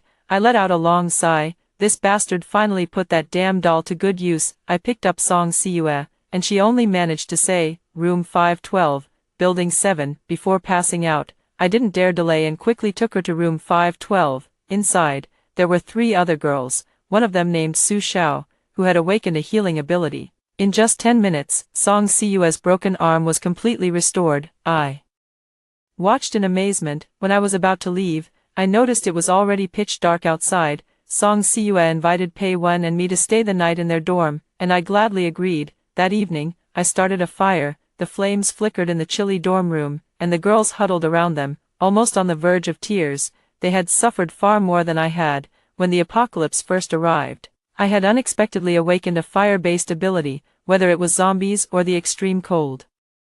Neither posed much of a threat to me, plus, with Pei Wen as my strategist, I had easily established my own base, but for Song Siyue and the others, even though they had 2 ability users, only Song Siyue was capable of fighting. They had no fire, no electricity, and food was scarce. In the neighboring dorm building, there were 2 twisted ability users who were aggressively hoarding supplies and targeting pretty girls. Surviving until now was no small feat. At this point, Song Siyue sincerely thanked me. Thank you. If you hadn't come, I definitely couldn't have taken on both of them alone. I shook my head. No need to be so polite. You saved me many times today. I extended an invitation to them. Join my team. I have fire, and your team has a healer and a spatial ability user. If we work together, we'll be unstoppable. Going it alone isn't an option in times like these. Sticking together is the best choice. Besides, our dorm has electricity. Song Siyue's voice involuntarily rose a notch. How did you manage that?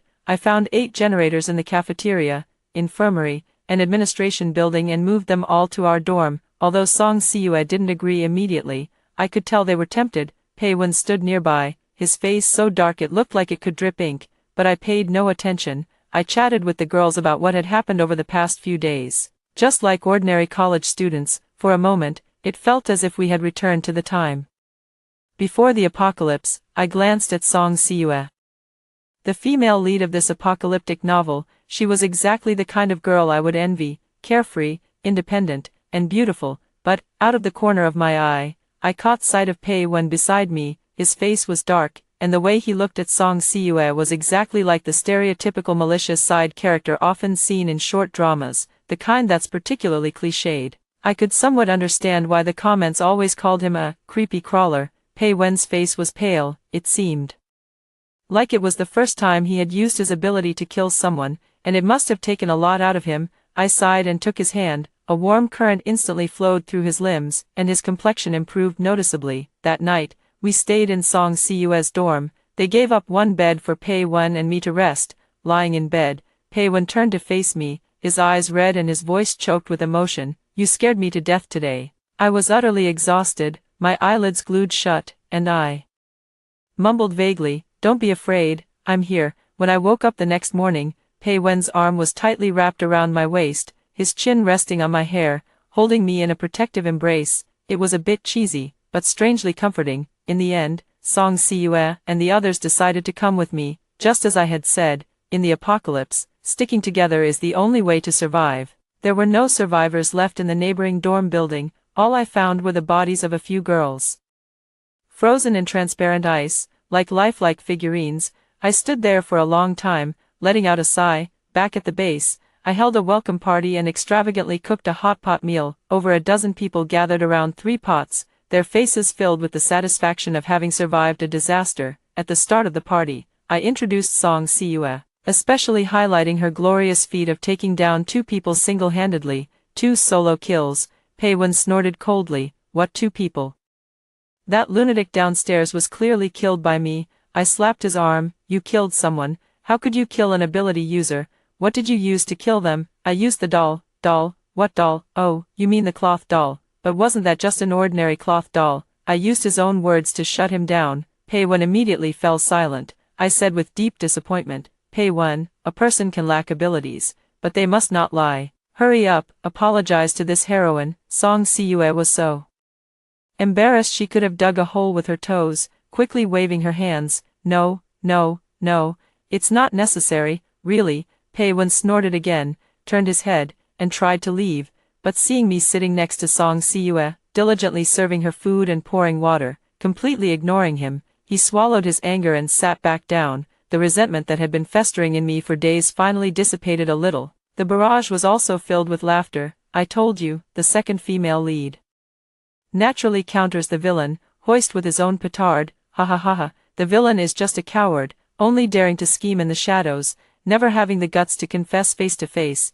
He doesn't even consider that after all he's done, the second female lead hasn't cut ties with him, so she obviously isn't completely uninterested. I wasn't solely praising Song Siyue to spite Pei Wen, I had my own selfish motives. Pei Wen's ability was too overpowering. I was afraid he'd be targeted by people with ulterior motives. Moreover, this was also a tactic. when an enemy appeared that neither Song Siue nor I could handle, Pei Wen could use his ability to ambush them. This is called the mantis stalking the cicada, unaware of the oriole behind. Song Siue probably guessed my thoughts. Her gaze shifted between Pei Wen and me, then she playfully winked at me, not exposing my plan. I smiled back. And then I got a glass of water thrown all over me. Pei Wen looked at me with a fake smile. Sorry, my hand slipped. TCH, how childish. That night, Pei Wen sat on the bed, leaning against the ladder, his cheeks puffed out like a pufferfish. Seeing his expression, I couldn't help but reach out and stroke his chin. Pei Wen forcefully turned his head to the side, trying to avoid my hand, but he used too much force and banged his head against the ladder. With a loud thud, he grimaced in pain. Now he was even more sulky. I couldn't hold back a laugh, but under his murderous glare, I had to suppress my smile. I lay down on the bed and closed my eyes. I have important business tomorrow, no time to coddle you, Pei Wen said sarcastically. Important business? You mean going out to scavenge supplies with Song Siue? Yeah. Pei Wen suddenly flipped over and pinned me down. You go scavenging every day. I never saw you care so much about it before. How come now that Song Siue is here, it's suddenly important business? His hands were planted on either side of my face, almost enveloping me beneath him. I looked up at him. What, want to get burned again? Pei Wen pressed his lips together. I'm going with you tomorrow. Why do you want to go? Pei Wen pulled the voodoo doll from his chest. Does this guy carry the doll on his belt all day? My ears immediately turned red, and I glared at him furiously. Are you not even going to pretend anymore? Pei Wen stubbornly repeated. I'm going with you tomorrow. I sighed helplessly. Fine, fine, go if you want, okay, only. Then did Pei Wen smile contentedly, lying down beside me and holding me as he fell asleep. Just like before, the moment his hand touched my skin, I instinctively shivered, but this time, he didn't use the doll. Song Siue's black hole could open anywhere within a 50-meter radius. With her around, my efficiency in scavenging supplies greatly improved. During this time, Pei Wen, the academic ace among the survivors, hadn't been idle either. Last week, the dormitory building lost power. The survivors immediately panicked. The kerosene in those 8 generators had run out. Song Siue and I drove the off-road vehicle around for a long time before finally retrieving several barrels of kerosene from an abandoned gas station, solving the urgent crisis. This incident served as another warning to Pei Wen. Any resource would eventually be depleted, so Pei Wen began attempting to manually build a human-powered generator. A sophomore from the College of Agriculture suggested setting up a simple greenhouse to grow vegetables, so that even if our existing food ran out, we wouldn't starve to death. The College of Agriculture had stored plenty of seeds and seedlings, and there might still be some usable ones. However, as only a sophomore, he hadn't learned much of the necessary knowledge and wanted to go to the library to find some books on agriculture. Many zombies still roamed the campus, so for safety, Pei Wen and I accompanied him to the library. Frost coated the shelves, and many books shed icy fragments with a rustling sound when picked up. Only after ensuring the entire floor was cleared of zombies did I feel at ease letting the sophomore search for books. Pei Wen found a few electrical engineering books and placed them in front of me. Sitting in a chair, I picked up a book and flipped through a couple of pages. The dense text and diagrams made my head spin. In contrast, Pei Wen beside me was already engrossed in his book, reading with great interest. Memories of studying late into the night with my roommates before the apocalypse flooded back. The same library, the same spot. It felt like a lifetime ago, even though it had only been half a year. Suddenly, the suppressed sobs of the sophomore reached us. Pei Wen and I exchanged a glance and hurried over. The sophomore knelt on the floor, clutching a book tightly to his chest, weeping uncontrollably. I crouched beside him and asked, "What's wrong?" He opened the book, revealing a small notebook tucked inside. This belongs to my roommate. Back then, he complained to me that he'd lost his notebook, and I asked if he might have left it in a book when returning it. He said it was possible and went out to look for it in the library. Then the zombie outbreak happened, and he never came back. The sophomore tried to stifle his sobs, but his hoarse cries still echoed through the cold, empty library. He said, if only he were the one alive instead of me. He was such a good student. He would have been much more useful than me. Pei Wen and I fell silent. Truthfully, we rarely talked about our past lives anymore, because we didn't dare. Those peaceful, beautiful memories only served to sting us now. My eyes couldn't help but redden. Since the apocalypse began, I'd killed zombies and even people, witnessed the darkest sides of humanity. and seen plenty of tragedies, my heart, which had grown numb, was stirred by the sophomore's sobs, evoking a wave of sorrow. Pei Wen's hand rested on my shoulder. Instinctively, I grasped it, and the turmoil in my heart calmed somewhat. With Pei Wen by my side, I found the courage to keep living, otherwise, the relentless killing would have driven me mad long ago. A month later, I had scavenged all the supplies from the entire university. These resources would be enough to sustain our group of over a dozen people for several years. Just as I breathed a sigh of relief, a new crisis emerged once again. Every day before heading out, Pei Wen would record the snow depth in front of the dormitory building, so he was the first to notice the change in weather. The snow today is nearly 10 centimeters higher than yesterday. Jixia, we need to make plans early. I understood what Pei Wen meant. He feared the snow would keep rising until it buried the dormitory building. We had to find a location at a higher elevation. Near this university town, there were several large residential complexes, with the tallest building being the Shinhe community just outside the north gate of the campus. After 2 days of meetings, we decided to relocate our base to Unit 4 of the Shinhe community. One afternoon, the wind and snow, for once, came to a rare halt. Pei Wen, Song Siyue, Su Xiao, and 3 strong young men, 7 of us in total, set off on the road to Shinhe community. We were going to scout the area and, in the process, clear out the zombies gathered in Shinhe community. But this trip turned out to be far more perilous than we had imagined. The zombies in Shinhe community were numerous and densely packed. Moving faster and with greater strength, they roamed everywhere. In the courtyards, stairwells, and corridors. We drove to the entrance of Building 4. Song Siyue and I got out of the car, while the others stayed behind in the off-road vehicle, craning our necks. We confirmed there were no zombies inside the building before Song Siyue opened a black hole at the entrance. Just as I was about to step inside, the black hole flickered for a moment and then vanished. A bad feeling crept into my heart. What's wrong? Song Siyue's face turned deathly pale. My ability is gone. At that moment, a strange noise sounded overhead. Looking up, I saw a drone hovering directly above me. Loud, blaring metal music suddenly erupted, echoing across the community. Building 4 had already been occupied, and whoever was inside intended to use the drone's noise to lure all the zombies toward us, trapping us in one fell swoop. Song Siyue, the one who could have whisked us away in an instant, had lost her ability at this critical moment. I glanced at Building 4 with reluctance and said, "Retreat." I picked up a piece of ice and hurled it at the drone. The drone immediately ascended, dodging my attack. Without lingering, we fled toward the off-road vehicle. The short distance of 10 meters suddenly felt incredibly far. Zombies swarmed toward us, launching attacks on Song Siyue and me. Others, sensing people in the off-road vehicle, frantically threw themselves against it, nearly enveloping the entire vehicle. Seeing that we were already cornered, I didn't have time to think. I immediately activated my ability.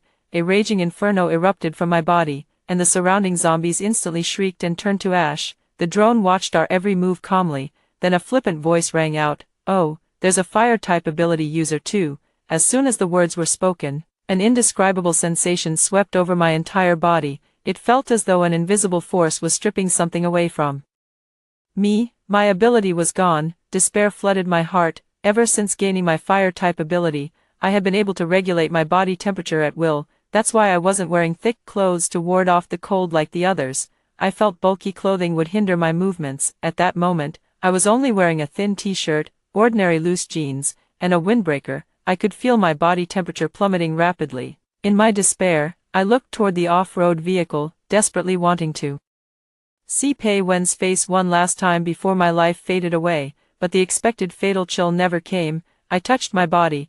I could feel the cold, but it wasn't enough to rob me of my mobility or my life. It was as if I had put on a warm coat. Another important character has appeared. Hang in there, female lead number 2. That person can only block your ability for 5 minutes. As long as you survive these 5 minutes, you'll be safe. He's watching you from the 4th floor. Gritting my teeth, I leaned close to Song Siyue's ear and whispered a few words. Then I signaled for the people in the car to come down and help. Armed with knives, axes, clubs, chainsaws, and homemade guns, they joined the fray. In an instant, arms and legs flew everywhere around Building 4, blood splattered in all directions, and chaos erupted. Pei Wen approached me and whispered, "What are you doing? Shouldn't we be running now?" I pressed my lips together without answering. continuing to create chaos, while occasionally glancing upstairs.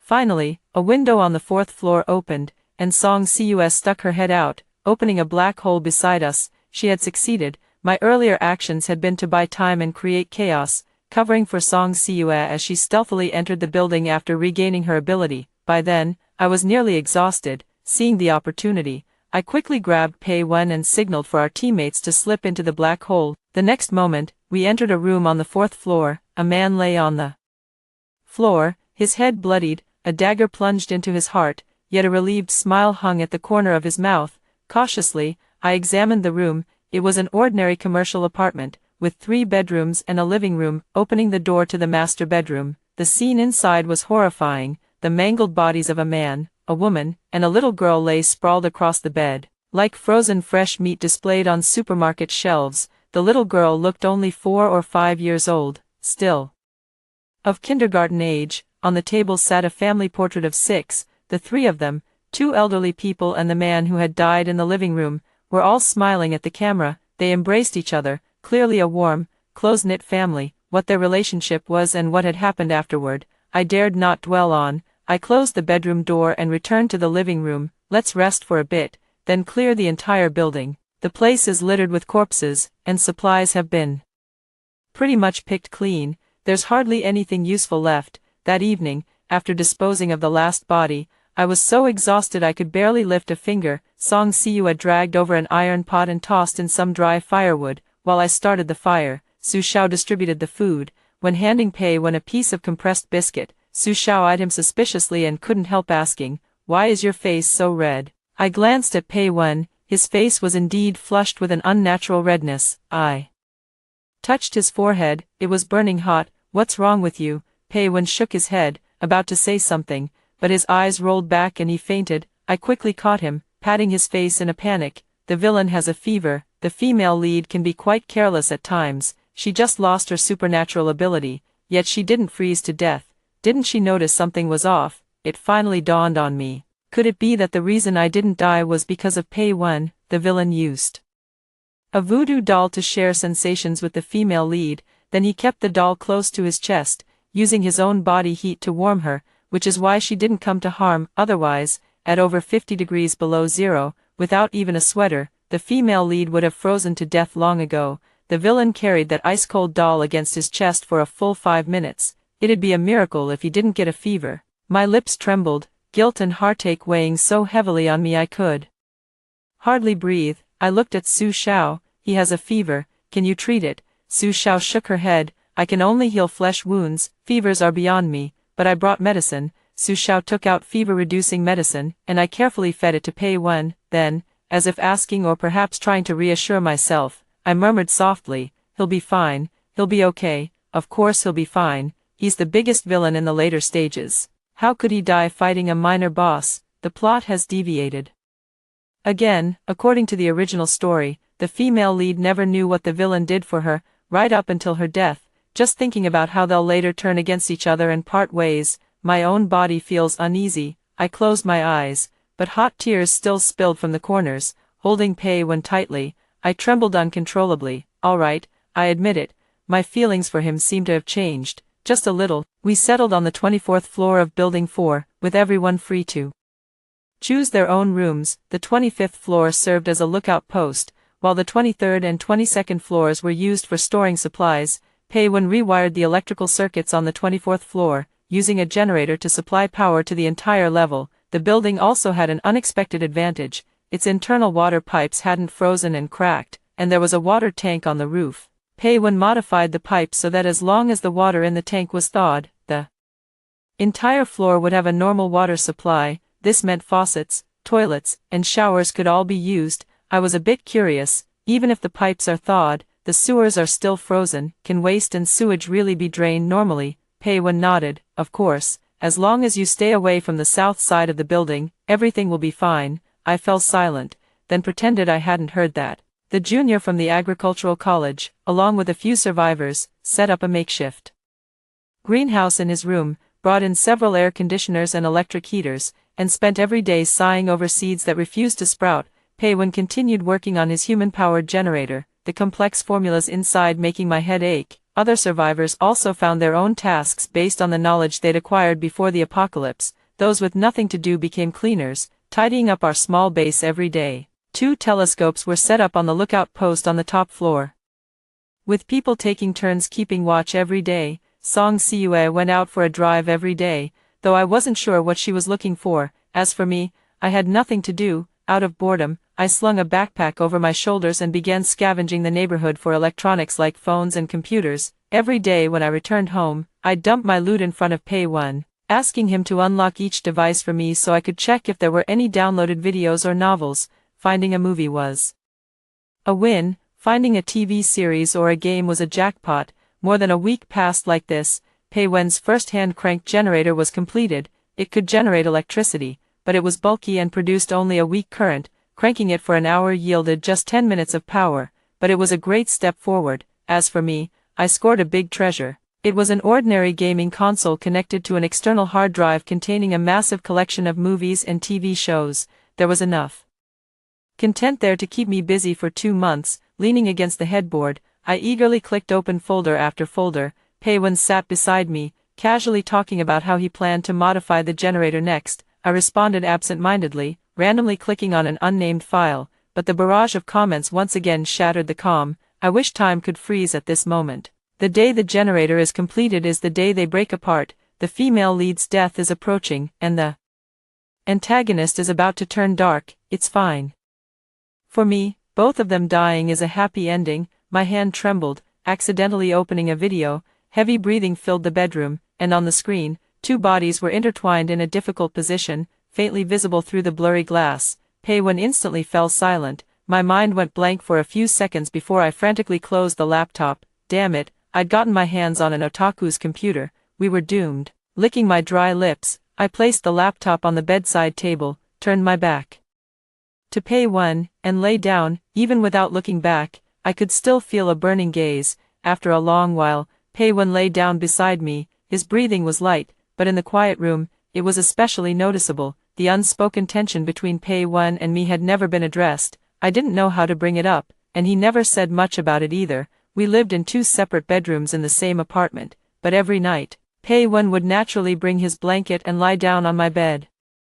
Just like in the dormitory, he'd hold me as we fell asleep. Maybe I should have a proper talk with him. In the apocalypse, who knows what will happen the next second? Lingering in this ambiguous state is just a waste of time. But suddenly, my body trembled, and a tingling, numbing itch seized me. It felt as though countless hands were caressing my body. My mind grew dizzy and foggy, as if it had already shut down. What was I just thinking about? I'd already forgotten. Unable to resist, I rolled over, lying flat on the bed, one arm draped over my forehead, my legs rubbing together unconsciously.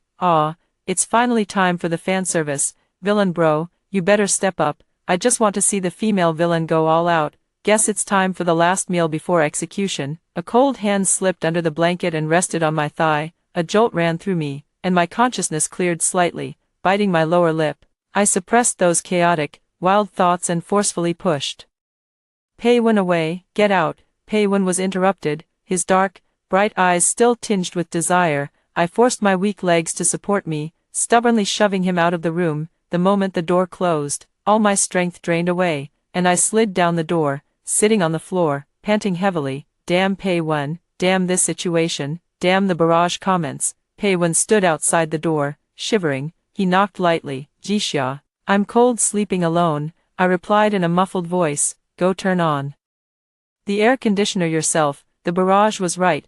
Pei Wen really is a coward. When Song Siue brought the male lead back to the base, my vision was almost flooded with bullet comments. From Song Siue's introduction and the rapidly scrolling bullet comments, I pieced together the male lead situation. Si Cha, Song Siue's childhood friend, had been admitted to a top military academy. During his time there, he excelled in ability and was highly favored by his superiors. After the apocalypse broke out, he was dispatched for disaster relief, where he was bitten by a zombie and gained electric-based abilities. Now, Si Cha was the director of Shelter No. 5. Song Siue said, Jixia, let's go to the shelter. Song Siue's suggestion was actually quite good. After all, staying here would only lead to depleting our resources. The shelter was larger, had more abundant supplies, and boasted advanced research labs and scientists, the probability of survival there was indeed higher than in this ordinary apartment building. Female lead, don't go, you died on the way to the shelter,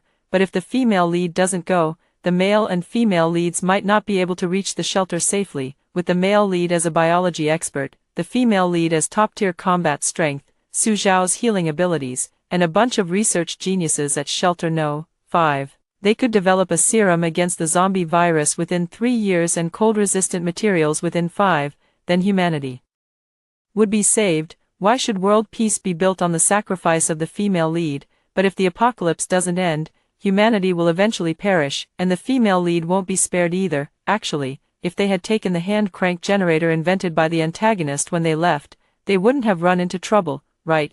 They were surrounded by the zombie horde because the male lead's so-called snowmobile ran out of power. The male lead was too confident, he never imagined that as an electric ability user, he'd be too severely injured to charge the vehicle. They fled for 3 days, but there was a zombie king with extreme speed abilities in the horde. No matter how they tried to escape, they couldn't shake off the zombie king's pursuit. They had no choice but to abandon the vehicle and flee on foot. During this process, most of the survivors were killed or injured. The female lead had no choice but to stay behind as a rear guard, ultimately perishing together with the zombie king. If they had the generator, they might have successfully escaped. Pei Wen's generator had undergone several iterations and was successfully upgraded. Not only was it compact, but it was also easy to use. 2 hours of hand cranking could fully charge a vehicle battery. Just yesterday, he demonstrated it in front of me by charging an abandoned electric vehicle downstairs. I asked Song Siue to take the male lead and his group to rest first, then went to find Pei Wen alone. After briefly explaining the situation, I asked him for the hand crank generator, but something I said must have been wrong. As Pei Wen's expression grew increasingly dark. I don't agree to relocate, Pei Wen said in a low voice. Forget about the fact that Shelter No. 5 is hundreds of kilometers away and how perilous the journey would be. Just think about the shelter itself. How many people are crammed inside, and how much supplies would each person actually get? That Si Cha claims to be part of the regular army, but what proof of identity has he shown? Why do you believe everything Song Siue says? I sighed helplessly. This matter has nothing to do with Song Siue from start to finish. Don't be unreasonable. Pei Wen shook his head. No, everything is related to her. Lately, you've been going out with Song Siue to scavenge for supplies. How much time have you spent with me? When it comes to suggestions, how many of hers have you adopted, and how many of mine? She's only known you for half a year, yet you've given her your complete trust, even revealing the trump card of the generator. And me, I've been with you for a lifetime, only to be called unreasonable. Jixia, do you even have a heart? In the end, we erupted into a fierce argument, and it drifted further and further from the original topic. In the end, Pei Wen shouted hysterically, if you want to go with them, then go, but don't even think about the generator. It's mine. If you want it, you'll have to burn me to ashes first. My response was the furious slam of the door. In all my years, this was the first time I had argued with Pei Wen like this. Shelter No. 5 is stronger, so isn't it perfectly normal for us to seek refuge there? I just don't understand why such a simple concept is so impossible to get through to Pei Wen. Actually, the female lead and the antagonist have quite different personalities. The antagonist prefers stability and would rather avoid the unknown, while the female lead is more adventurous. By comparison, the female lead doesn't know that rumors about her and the male lead have been spreading like wildfire in their base recently, and the antagonist is extremely jealous. He's jealous, but he just won't say it. The only way he knows how to communicate is by using the doll to do things that get censored. Serves him right for being single. So the reason the antagonist ultimately commits suicide is also out of guilt, right? If he had been willing to give the generator to the female lead, she might not have died. Female lead, stop talking and just close your eyes and kiss him. There's no conflict that a deep French kiss can't resolve. If there is, then just kiss him again. Honestly, given how obsessed the antagonist is with the female lead, if she were willing to kiss him, he'd give her anything she wanted. I crossed my arms and stared at the barrage of comments for a while before turning and heading back to the room. Inside, Pei Wen sat slumped on the sofa, his face buried deep in his hands. When he saw me return, he stood up in surprise and delight.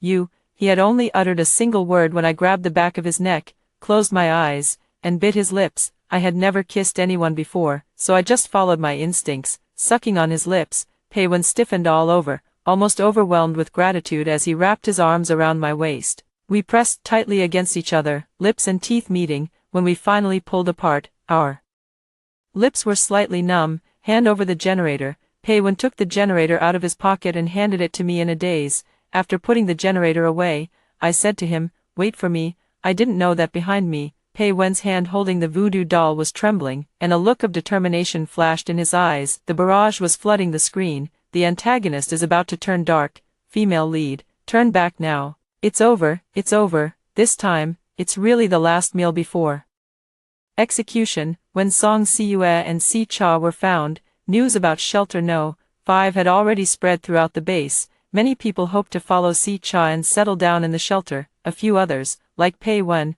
felt that the journey to the shelter was too dangerous and preferred to stay where they were. After taking account, only 5 people were willing to remain. I packed my belongings simply, brought enough supplies to last a week, and drove an off-road vehicle, following Si Cha's convoy as we left the residential area. Before passing through the main gate, I looked back at the window on the 23rd floor, where a faint figure seemed to be watching me leave. I knew it was Pei-wen. After 7 hours of driving, we stopped at a campsite. This was a temporary resting place for the convoy and also Si Cha's makeshift headquarters. I left a few survivors at the camp and gave the hand-cranked generator to Song Siue. Don't think that having an electricity-type ability user means everything will be fine. What if you encounter someone who can block abilities again? Keep this safe. It could save your life. Song Siue accepted the generator and looked at me, somewhat reluctant. Are you really not coming with us? I shook my head. Pei-wen's heart is smaller than the eye of a needle. If I leave him alone, who knows what he'll do? Do your best. I believe you'll succeed. Emotions flickered across Song Siue's face, eventually settling into a bright smile. Jixia. Goodbye. She opened her arms to me, and with the most sincere blessings, I smiled and hugged her. After saying goodbye to the others in the base, I got into the off-road vehicle and set off on the journey home. I was eager to return to Pei-wen's side, determined to have an honest and open conversation with him this time. Passing by a dilapidated flower shop, I stopped the car. I smashed the glass, entered the shop, and found many flowers frozen in ice, preserved at their most beautiful moment. From among them, I carefully selected a frozen red rose and took it with me. In the early hours of the next morning, I stood before the apartment door, nervously turning the key. The sound of the door opening startled the person inside. Pei-wen, wrapped in a coat, emerged from the bedroom, and our eyes met as I stepped inside. He stared at me greedily, as if in disbelief. Didn't you leave with them? I smiled. There were too many people, and Si Cha's car was full. I just gave them a ride. With that, I held up the frozen rose to him. The striking red seemed to leave Pei-wen momentarily dazed. He walked toward me, kissing me passionately and recklessly. His body was burning hot, almost scorching his fingertips. I had intended to have a proper talk, but for the entire night, our lips never rested. From that day on, our once dull and uneventful life became fiery and passionate. Sometimes, just a single exchanged glance would make us unable to resist tangling together. Just as the bullet comments had said, that broken doll really became part of our play. Occasionally, we faced crises, like zombie hordes or invasions by other superhumans, but we always managed to pull through, albeit with some close calls. One morning 2.5 years later, I excitedly shook Pei-wen awake. The radio picked up a signal. Pei-wen snapped awake immediately, fiddling with the radio until he finally found the right frequency. Song Siue's familiar voice came through. To all survivors, we have developed a serum to combat the zombie virus. Next, we will be airdropping serum and supplies across the country. Please stay alert, stay vigilant, and do not give up hope. I grinned widely. I told you Song Siue would manage it. In just over 2 years, she developed an antidote. Pei-wen snorted coldly, neither agreeing nor disagreeing. Unaware of his attitude, I continued happily. We really should have gone with Song Siue back then. Maybe we could have left a lasting legacy. As I was lost in my hero fantasy, a scorching body pressed against my back. Pei-wen pulled my shirt over my head and tied it with a belt. Seems like you have too much free time on your hands, letting your mind wander to nonsense. That day, I suffered greatly. This pervert practically demonstrated every twisted thing he had learned, all on me. A month later, supplies were airdropped onto the roof of our building. Inside were not only various medicines and daily necessities like hand warmers, but Also some fresh vegetables. When the crisp, refreshing greens touched my tongue, I almost cried from happiness. Finally, we no longer had to rely on vitamin pills to maintain our health. In the 4th year of the apocalypse, the country began vigorously promoting new materials that could withstand the extreme cold. Electricity in the cities was gradually restored, and survivors started emerging from shelters. Although the temperature still hadn't warmed up, human civilization was slowly recovering. In the 10th year of the apocalypse, sunlight streamed through the window, spilling onto my face like divine sparks. Pushing the window open, the outdoors were still cold, but I saw hope. From that day on, the ice and snow began to melt. In the 12th year of the apocalypse, the temperature had returned to pre-apocalyptic levels, the internet was restored, and communications were rebuilt. Anxiously, I dialed my home phone number over and over, but no one ever answered. Online, people began posting videos searching for relatives, but responses were few and far between. I locked myself in the bathroom and cried my heart out. Peiwen stood silently by the door, keeping me company. In the 13th year of the apocalypse, Peiwen and I walked hand in hand through the park. I couldn't help but sigh. Can you believe it? I'm already in my 30s, and I still have to go back to school for my junior year. Peiwen smiled. Still better than having to go back to kindergarten at 18, right? Fair point. We sat on a park bench, a gentle breeze brushing our faces under the bright sun. Suddenly, the long-absent bullet comments reappeared before my eyes. The female lead is still alive, and the antagonist hasn't turned evil. They lost a lot, but they never let go of each other's hand. I like this ending. I smiled faintly. I like this ending too. After hearing the stories above, what are your thoughts? Feel free to share your opinions in the comments section. Looking forward to hearing from you. If you liked this story, don't forget to like it, share it, and subscribe to my channel. See you next time.